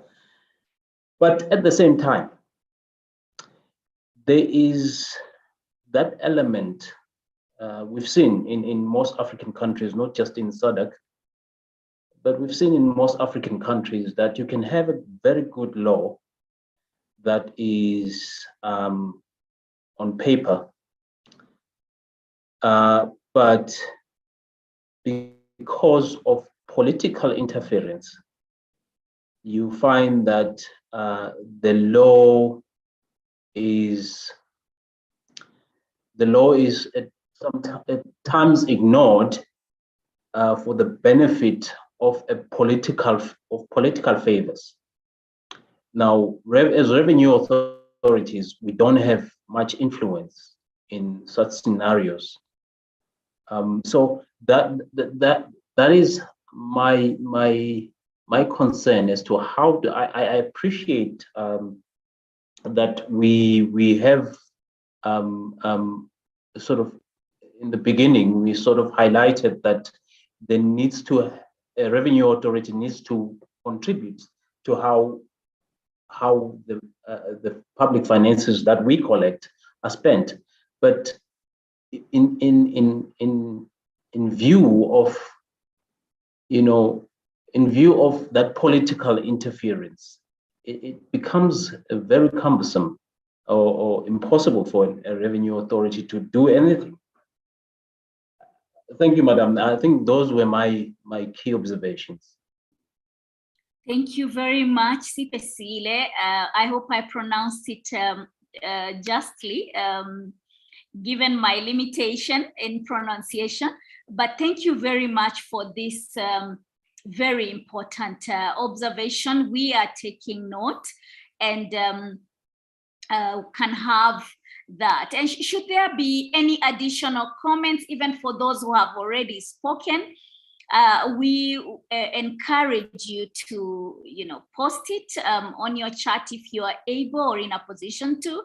Otherwise, after Eswatini, we would like to invite observations from the representatives of Lesotho.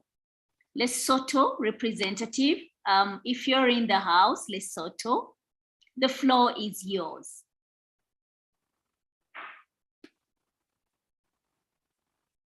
Anybody from Lesotho? Okay. I'm here, Madam Chair.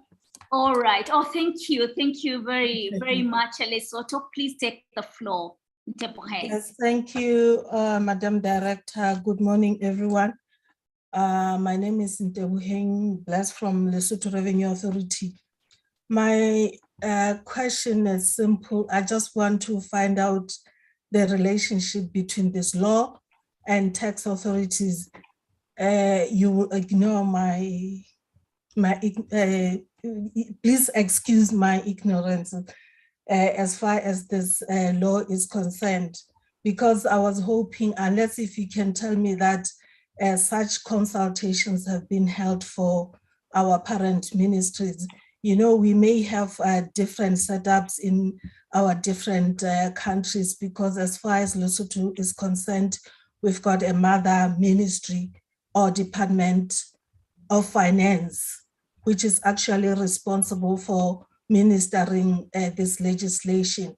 As far as tax authorities or revenue authorities are concerned, we deal mainly with taxes and customs.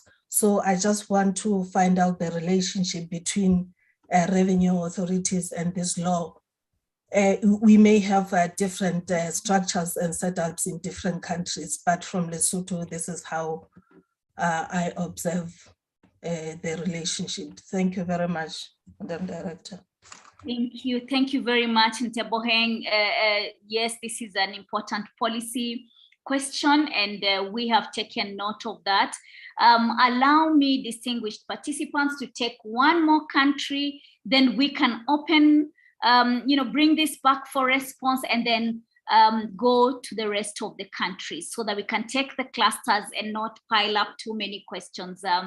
I really appreciate your indulgence on that. So one more country, Madagascar. Madagascar, do we have Madagascar's representative in the House? Madagascar, the floor is yours. You can take the floor.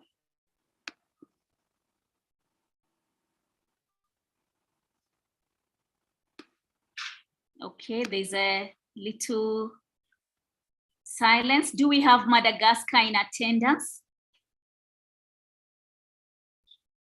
All right, okay. We'll try call them again when we open. I think for this first five respondents, one, Angola said they'll come back should they have any issue. Botswana on issues of policy provision, any references we have that are regional, and with good example, good parallel reference to Maputo's. And then from Eswatini, very clear question on the issue of penalties. And how does this model law provide a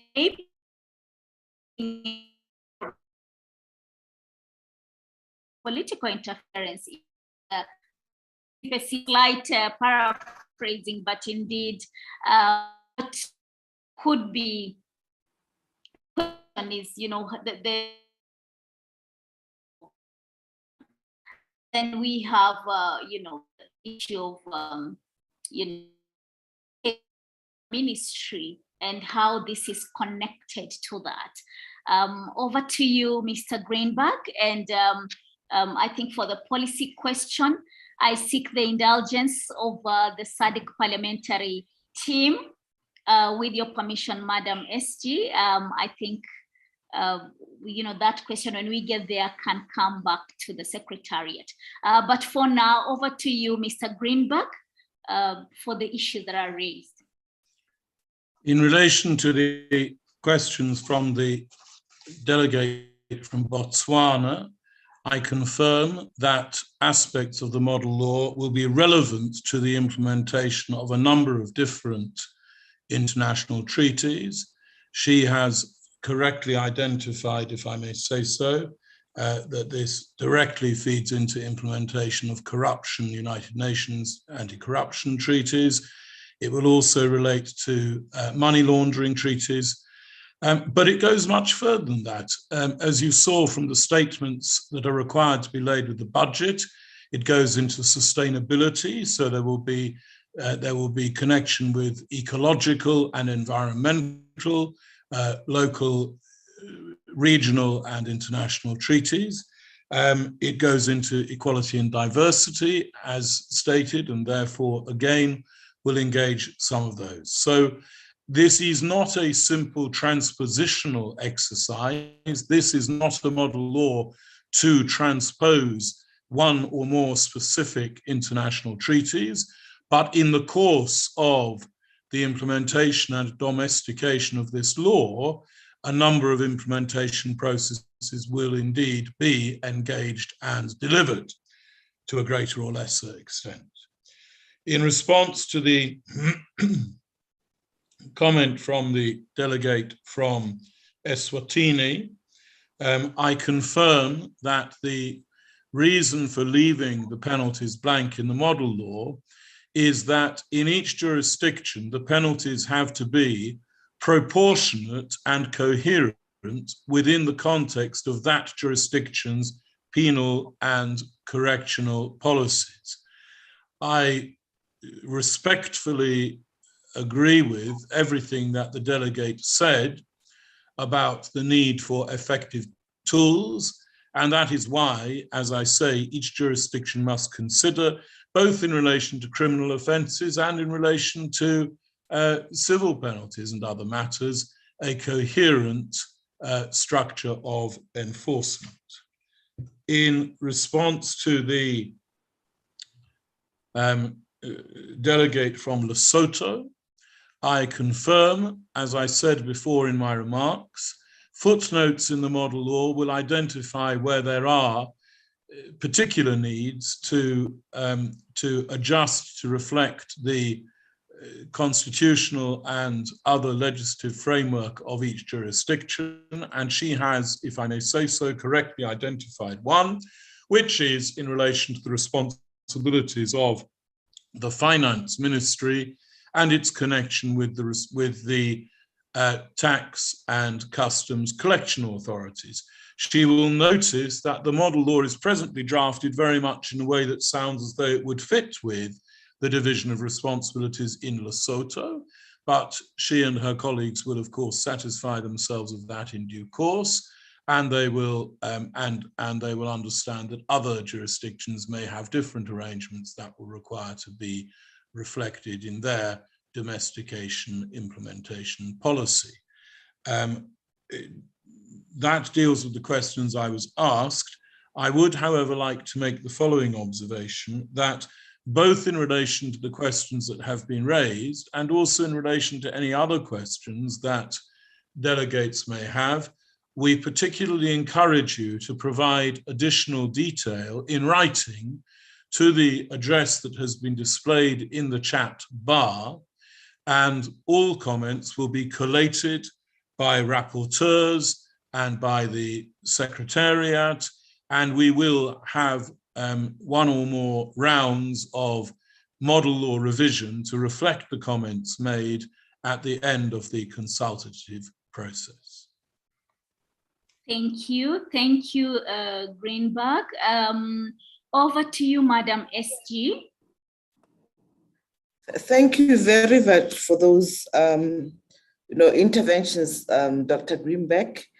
Mine is just to reiterate and indicate that the public financial model law does not reiterate treaties, but opens a window of opportunity for treaties to be monitored.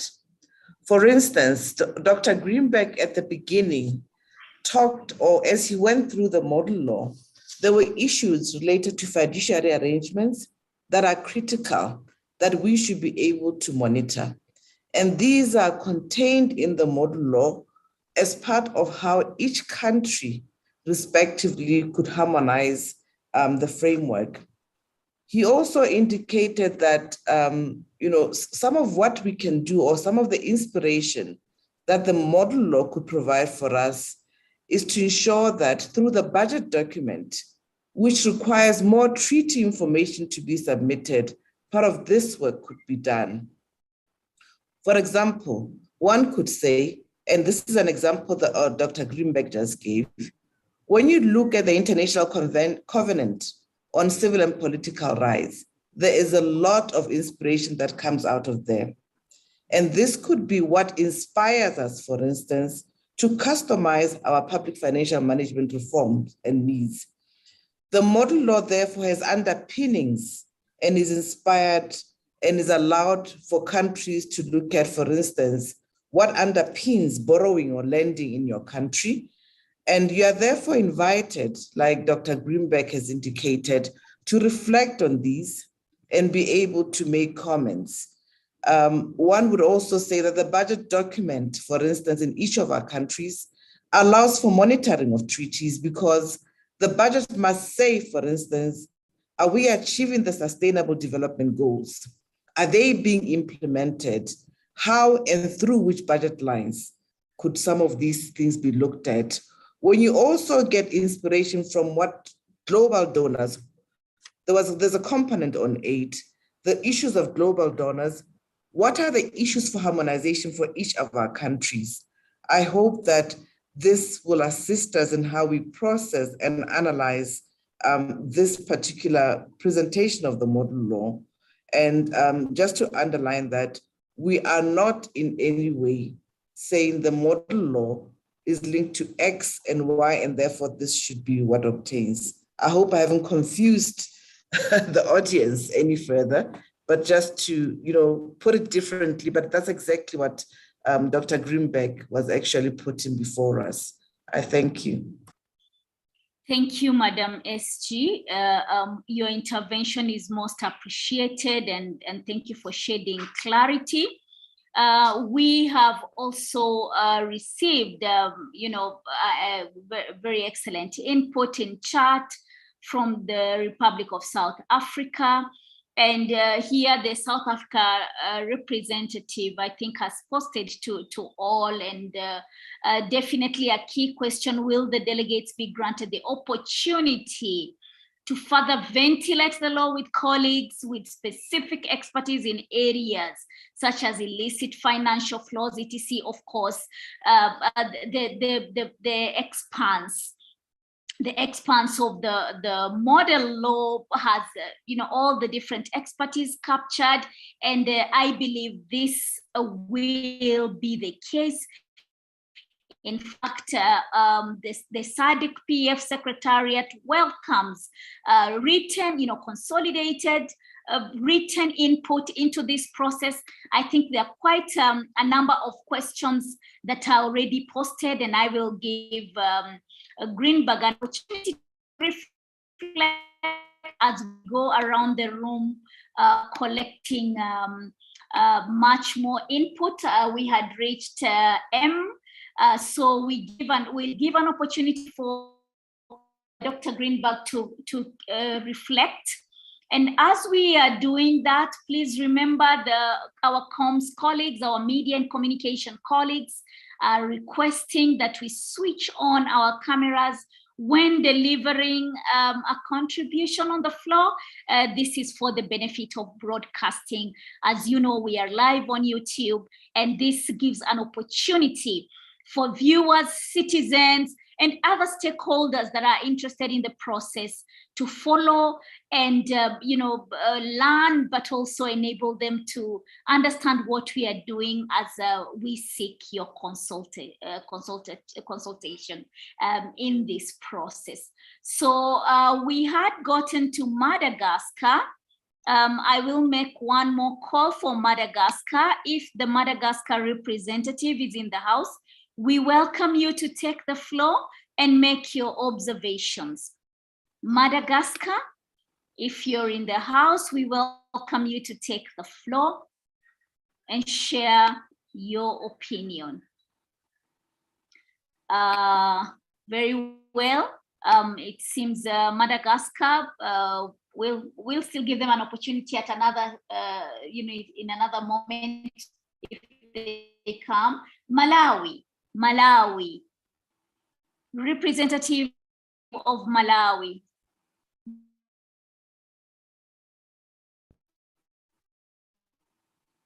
Malawi, do we have a representative from Malawi? Yes, please.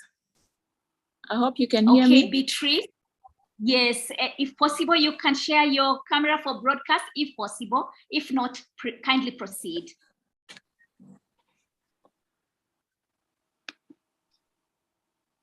Thank you. Thank you very much. We are following the conversation, the presentation that was made by Mr. Greenberg. And at the moment, we don't have any comment, but I think we'll share our views and comments as we go along through this consultative process. Thank you for the time being. Thank you very much, Beatrice. You are most welcome to reflect and share your observations in due course. We would like now to take this opportunity to welcome Mauritius. Mauritius, the floor is yours. Kindly unmute. Mauritius. Thank you. Good afternoon, everyone. All protocols observed. Thank you for this opportunity. We have been following this conversation, and there is one particular aspect that we are really interested in, that is cryptocurrency. We don't have any comments at the moment, but we are going to reflect on it, especially on that aspect, and we will get back with our comments. Thank you very much. Thank you, Dr. Greenberg. Thank you. Thank you, Yoganand and team. Your indulgence, your commitment to reflect and give your feedback at a later stage is most welcome. And we thank you. We thank you for that. We thank you for that, the commitment that you have taken in that regard. Mozambique representative in the House, the floor is yours. Mozambique, if there's a representative, you're most welcome to make your observations at this point.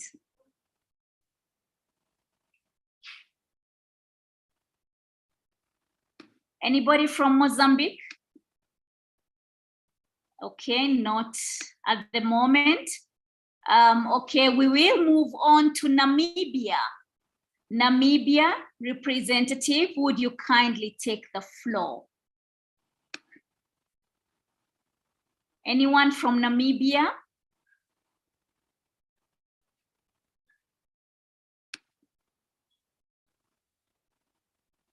Distinguished participant from Namibia, you can take the floor if you're in the house, if you can hear us. Okay. We can then take this opportunity and pass it to Seychelles. Seychelles, do we have someone from Seychelles representing Seychelles?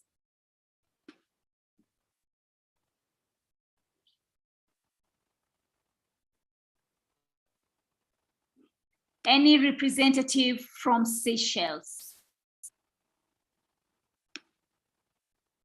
Okay, allow me to move on to South Africa. I'll give South Africa the floor. They have made their input, but if there's any anything that you would like to share from South Africa representative? Yolande? Is Yolanda in the house? I am, thank you very much, and good morning or good afternoon to everyone.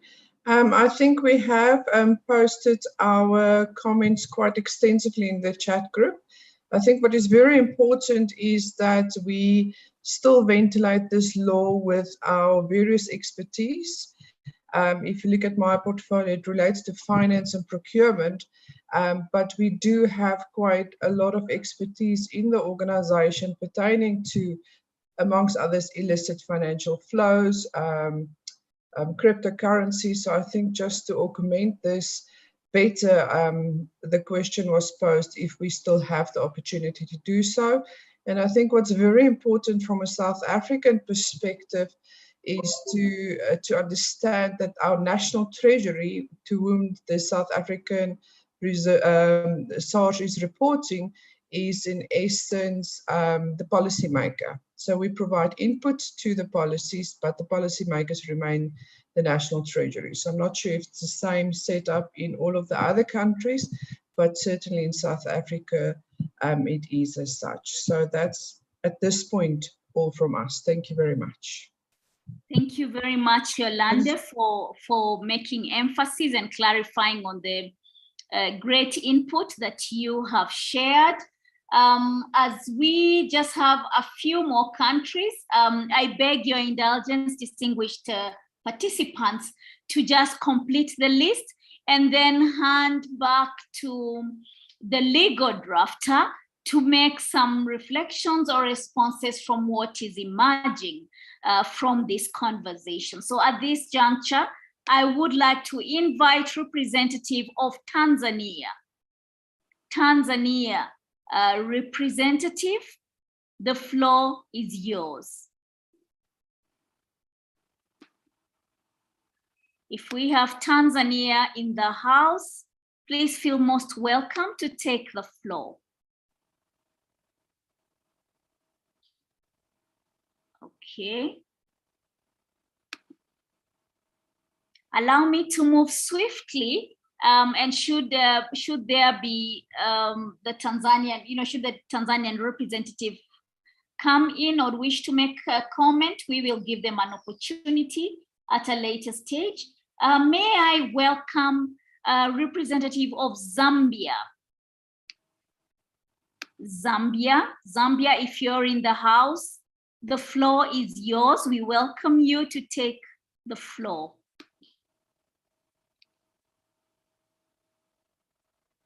Zambia. Okay, if there's someone in Zambia,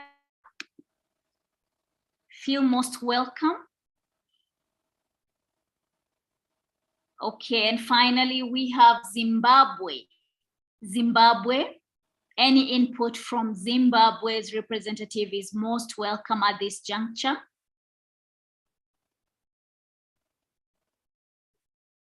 Zimbabwe. Yes, good morning, everyone, and thank you very much, Madam Facilitator. We from Zimbabwe are observing and following the discussions, and we'll give further feedback when we have ventilated the legislation. However, our primary comments would be that we would request that the drafter possibly just advise how, yes, this is a model law, and our assumption is that it's being provided for member countries that may not have their own public finance management acts already in operation. But possibly the guidance we would like is for those members that already have PFMA acts in operation. How would he advise for us to domesticate the model law? We say so because looking at the model law, it covers a large expanse of areas, and it touches so many areas of law, which when we look at the Zimbabwean jurisdiction, are covered by other pieces of legislation that are not the Public Finance Management Act. That's the first one. And the second aspect also is that we have a similar setup as has been expounded by South Africa, and I think it was Lesotho as well, who said that their ministries, as revenue authorities, their ministries of finance remain the policy makers, and as a revenue authority, we simply administer what the policy makers have, the policy positions that the ministry has taken. And we are collectors of revenue. Yes, we do proffer advice on policy with regards to revenue collection, but we don't formulate policy. And I think just to also add on the aspect that was raised by Lesotho, to say to what extent, therefore, has any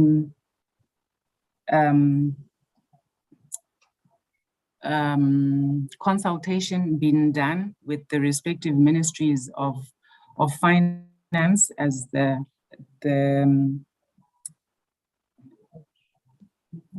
responsible authorities, for want of a better term, that administer public funds.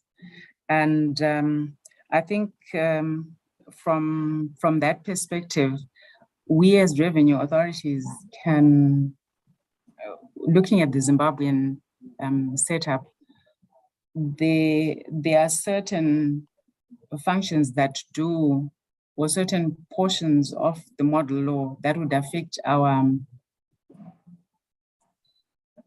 processes and our mandate. But from a policy perspective, that remains the preserve of Treasury. And maybe if we can just get that clarification, and whether or not that consultation with the respective policymakers has been done or is penciled to be done. And the other aspect also, I think, dovetailing in with the issue that was raised, I didn't take note of the speaker. I think it was Botswana, with respect to other treaties that could touch on this model law.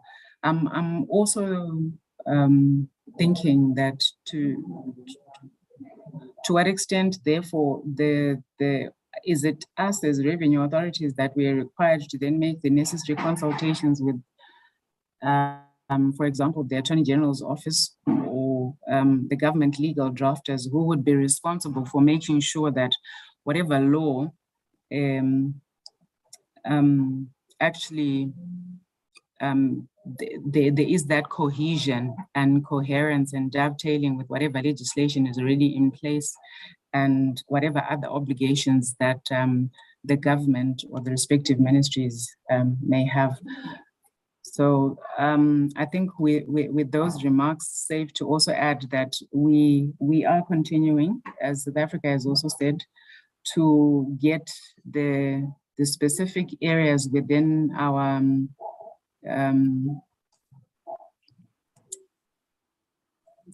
organization and also our parent ministry to then look at certain areas and give us their reflections, so that when we do come back to you with the fuller considerations, we have gotten the input from all the various specialized areas and personnel dealing with the various provisions that this model law is intended to cover.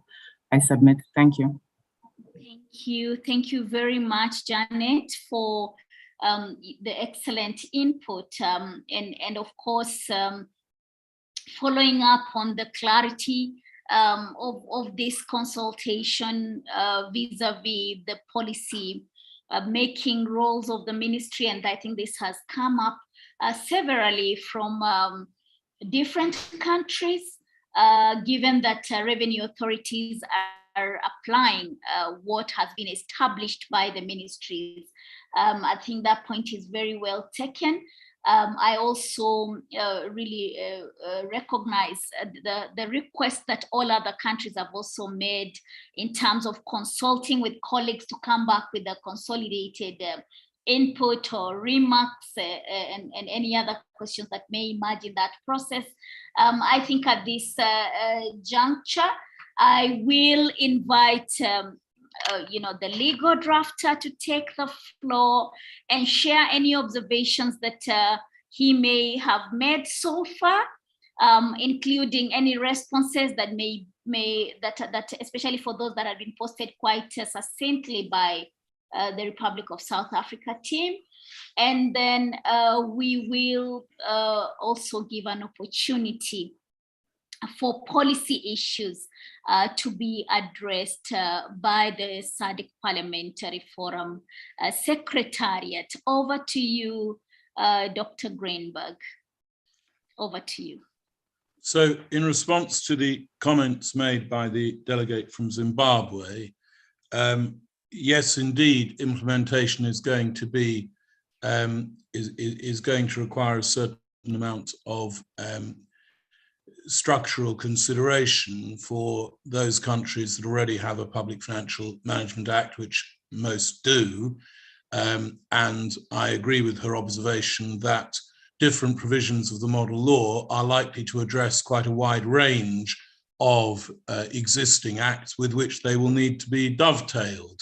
And I agree with that. I would have thought, and this is a matter for each jurisdiction, but I would have thought that the executive would produce a single piece of legislation that makes overarching amendments of the Public Finance Management Act and any other relevant pieces of legislation, so as to give a coherence to the implementation of the model law. And for Zimbabwe, for example, the first process would be a simple match of their PFMA with the model law to identify areas that require to be enhanced, if there are, and then a single piece of overarching legislation would make any necessary amendments to provide the necessary interregional consistency. The point made by Zimbabwe and South Africa, that of course, yes, the Treasury is the policy-making body, the Ministry of Finance has some policy responsibilities, and yes, of course, the revenue authorities are operational, primarily operational, and of course that is right. And you will notice that's why I have not listed the revenue collection authorities as core Part 2 authorities, but of course your responsibilities intersect with provisions of the model law in a number of ways, which is why there was a separate consultation with you today. But yes, of course, we take the point about the limits of your ministerial responsibilities. On the separate points made by South Africa, yes, okay, the point about ministerial powers, as I said, that's something we were asked to think about again by the Auditors General, and we've agreed to do that. But I repeat the question that I put to some of you before. Okay, if it's not going to be done by regulation by the minister, who is it? Please let us know in your written responses, please let us know by whom you think it would be constitutionally appropriate in your jurisdiction for supplementary detail to be provided. And bear in mind that accountability and transparency are very important to the implementation of this model law.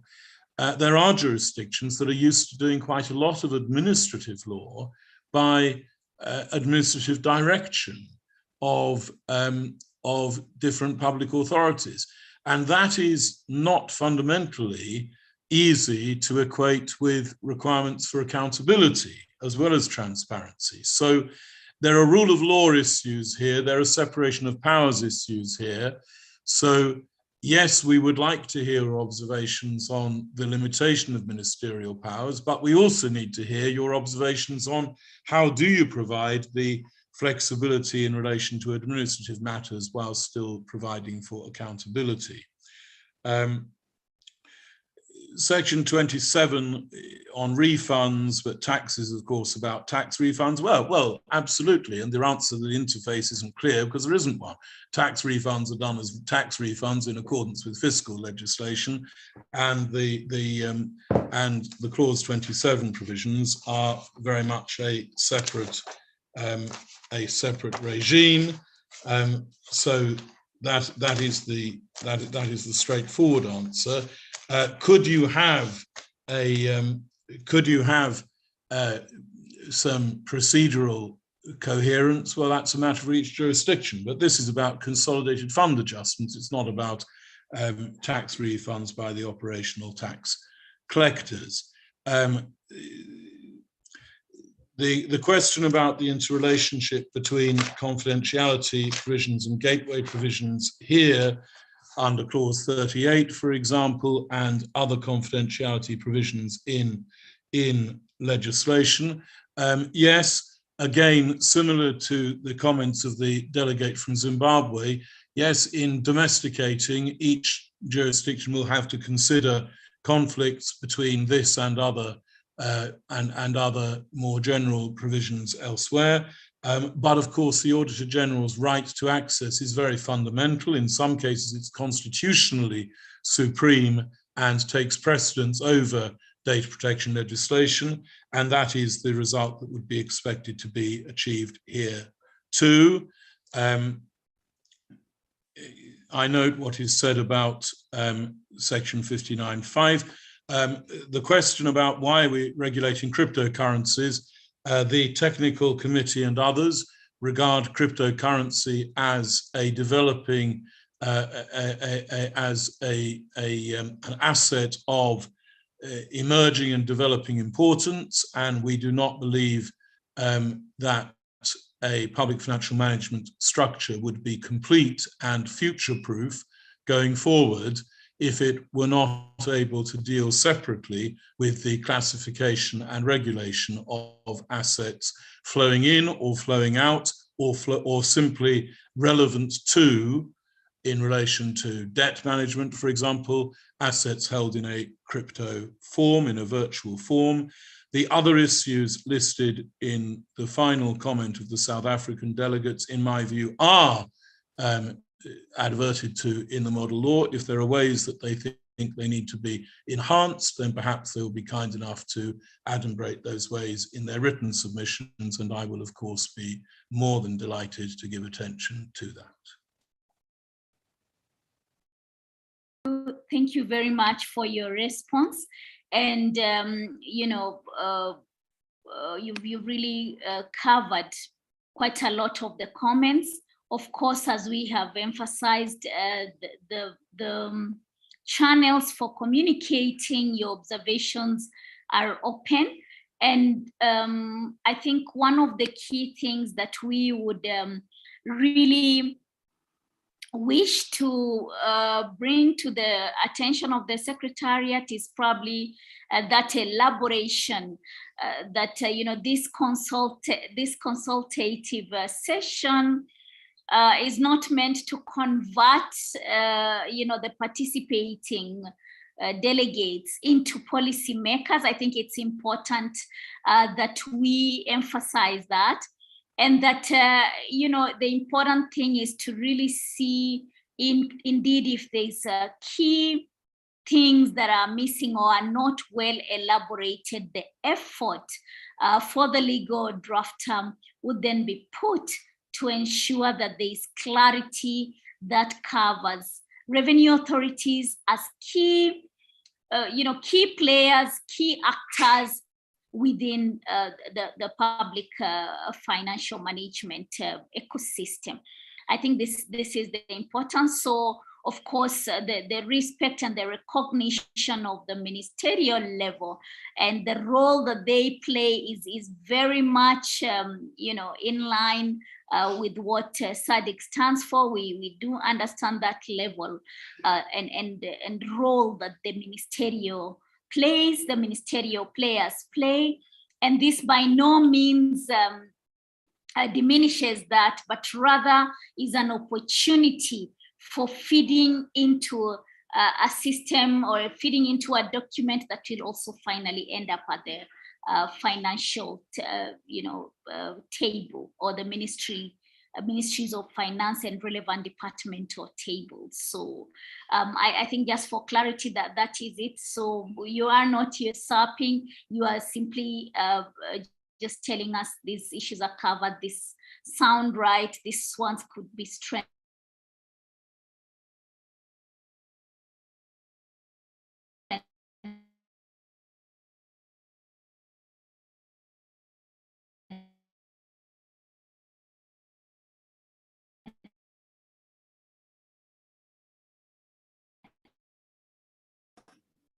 I believe the bandwidth from our facilitator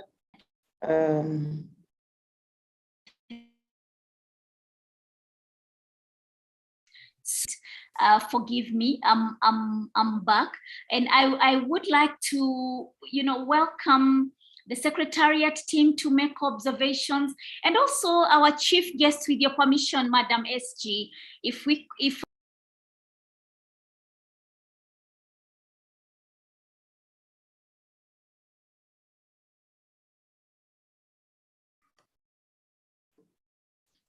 I believe our facilitator is struggling with her bandwidth. Okay, she's back again. Thank you. We understand. Madam Facilitator is muted. Forgive me. This internet does do wonders to all of us, even on days like this. Forgive me. I was off for a moment, just zoomed in and out. I thank you, Madam SG. Thank you, Kurasha. Thank you. colleagues. I think just as the internet was zooming in and out, I was requesting for Secretariat input or any observations to the entirety of comments that have come to the floor. And with the permission of Madam SG, I would have enjoyed to re-invite our chief guest to make any observations that she may have had up to this point. It seems we are off to an early close. So as we prepare for that closure, I think it's good to just share back some of the minutes with our leadership so that we can hear things that may have come up from this conversation. Over to you, Madam SG. Thank you very much, Facilitator. Thank you very much, Dr. Greenberg, as always. Our participants, thank you very much for participating in this session. And let me just underscore what I said this morning when I delivered the remarks to this audience. And this was deliberate because we also recognize that while you're operational, you do have an active advisory role, which cannot be undermined. And therefore, this includes intelligence or lessons that feed into the policymaking process.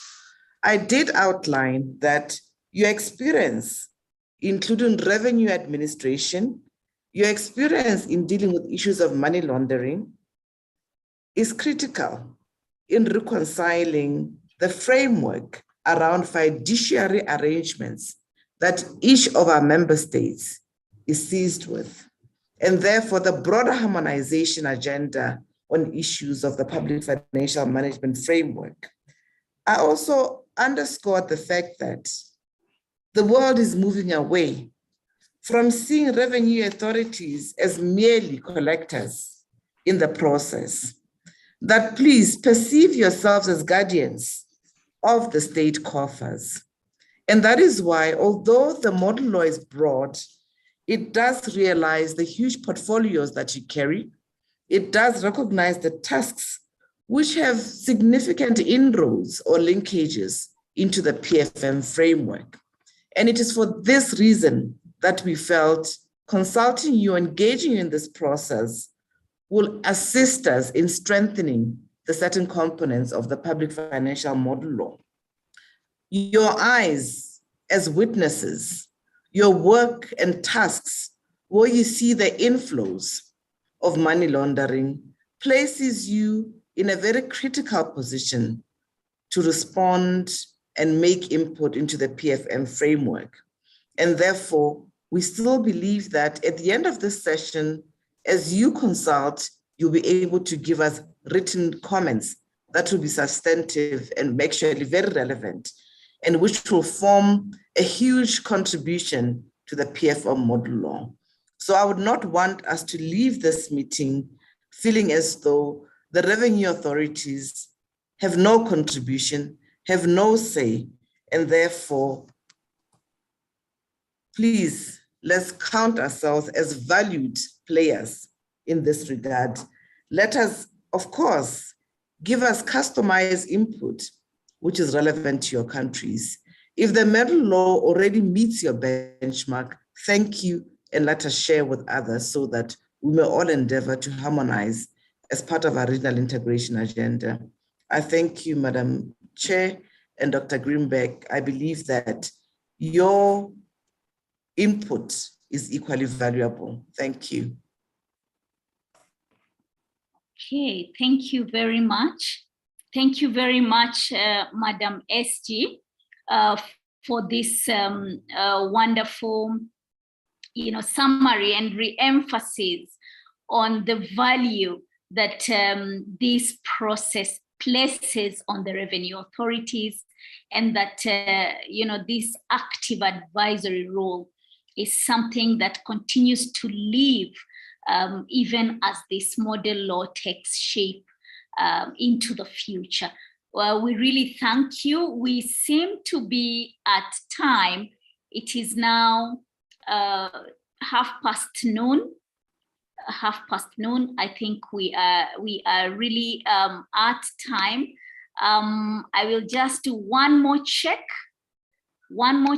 to see if there's any other burning comment. Otherwise, I would like to really appreciate all the distinguished members, everybody who was able to participate, to make input, and a very big a lot of appreciation going to the Secretariat team to make sure, who have made sure that we have convened and had all this great conversation. So before I hand over back to Madam SG for the official closure, I can see there is a burning comment from Zimbabwe. Madam Janet, please take the floor. Yes, thank you, Madam Facilitator. My question would be, can we, because we didn't go into, throughout the presentation, we're just presenting like from a helicopter position with regards to the comments that we might have on the model law. Is the expectation that we would then, because this is what we had done, is the expectation that we would then go clause by clause and state our position with regards to what has been presented? And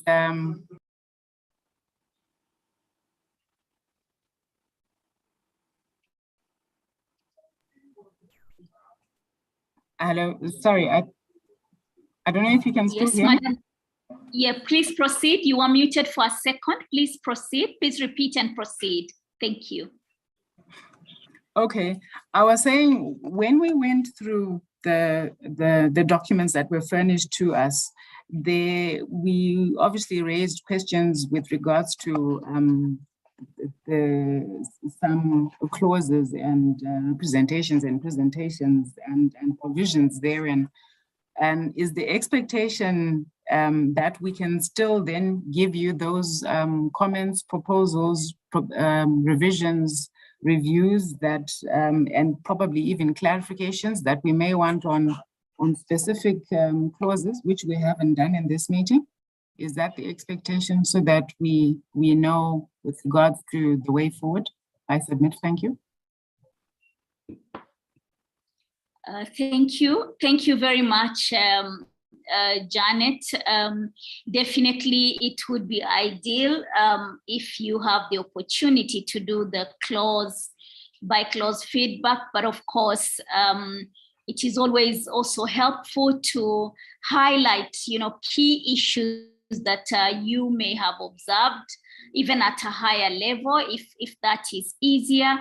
But what is sure is that the SADC Parliamentary Forum Secretariat has been very welcoming to all comments that come in, and we encourage you. So in as much as you wish to go clause by clause, you could focus on the ones that you consider highest of your priorities to respond to or to make comments towards, so that we don't overhaul the load of work that has gone already, but rather pay attention to key issues that are of great concern. This would be my encouragement, but of course it will be important to also get the final position from Madam SG. And I would like to take this opportunity to really hand back to Madam SG so that she can make her closing remarks and also emphasize on the mode of response that is most encouraged.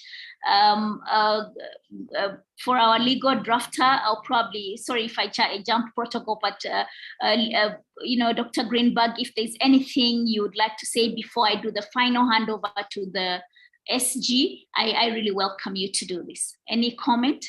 No, thank you very much. Oh, thank you. Thank you very much. So over to you, Madam SG, so that you can also officially wrap the session for us. I thank you.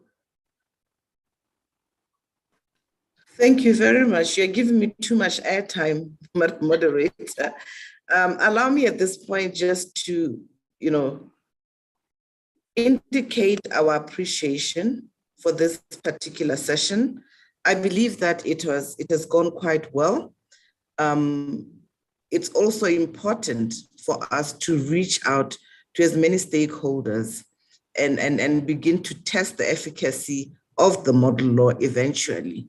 As indicated earlier, all of us, all stakeholders, will be critical in assisting us with the domestication in terms of looking at where they are and how well the PFM system is responded to. There was a question earlier as to whether or not other stakeholders have been actually consulted. Allow me to share with you the calendar of stakeholders that we will be able to consult. And it may not be everybody, but we have tried to put together as best as we can a few sectors that we'll consult. On the 8th of February, we actually met with the Auditors General of SADC member states. On the 15th of February, we met with ministries responsible for finance, economic development, good governance, and institutional reforms, planning commissions, and accounts general of SADC member states. On the 17th of February, we met with chairpersons of relevant standing committees of Parliament, including public accounts, finance, budget, and anti-corruption and good governance committees. Today, on the 22nd of February, we met with yourselves as revenue authorities of SADC member states.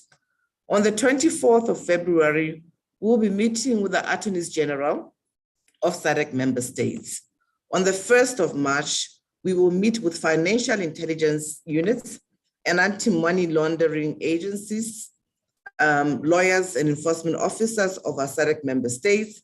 On the 3rd of March, we'll meet with police representatives involved in investigating financial crimes and related offenses. On the 9th of March, we'll meet with prosecutors involved in prosecuting financial crimes and related offenses. On the 10th of March, we'll meet with civil society organizations involved in advocacy for good governance. On the 15th of March, we'll meet with chief justices, magistrates, and other judicial officers serving on financial tribunals. On the 16th of March, we'll meet with staff of parliaments, including staff of parliamentary budget offices, legal drafters, and state law officers. On the 17th of March, we're going to meet with financial lawyers invited through the SADC Lawyers Association. And then on the 22nd of March, we'll meet with committees of central bank governors of SADC member states. On the 31st of March, we'll meet UN agencies, donors, IMF, World Bank, and other regional and interparliamentary bodies responsible or working on issues of PFM. On the 5th of April, we'll meet with various academia institutions. On the 28th of April, which is our last consultation session, we'll meet with the regional standing committees of the SADC Parliamentary Forum and the Women's Caucus to actually validate your comments, to actually look at the final draft of the model law before it goes for adoption to the SADC Parliamentary Forum policy organs in June, which will be held in Malawi. So, honorable colleagues and distinguished participants, this is our roadmap towards this consultation. Should you feel pressed, and we've done that as part of the development of the various model laws, that we have left out a certain grouping, or that you require further input as you do your internal consultations, like South Africa has indicated, feel free to write to us at pfm@sadcpf.org or communicate through the email that you've been receiving documents, and we will consider your request accordingly. I thank you, and I believe that this has been a good consultation. It's a lesson for all of us, and we believe that we'll await your comments, which would improve on the PFM model law thus far. I thank you, Madam Facilitator.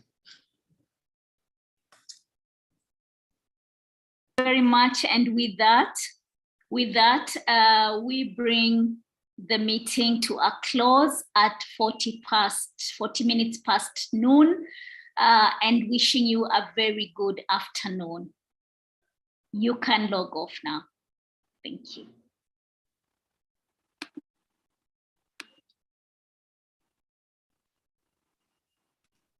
Admin, kindly terminate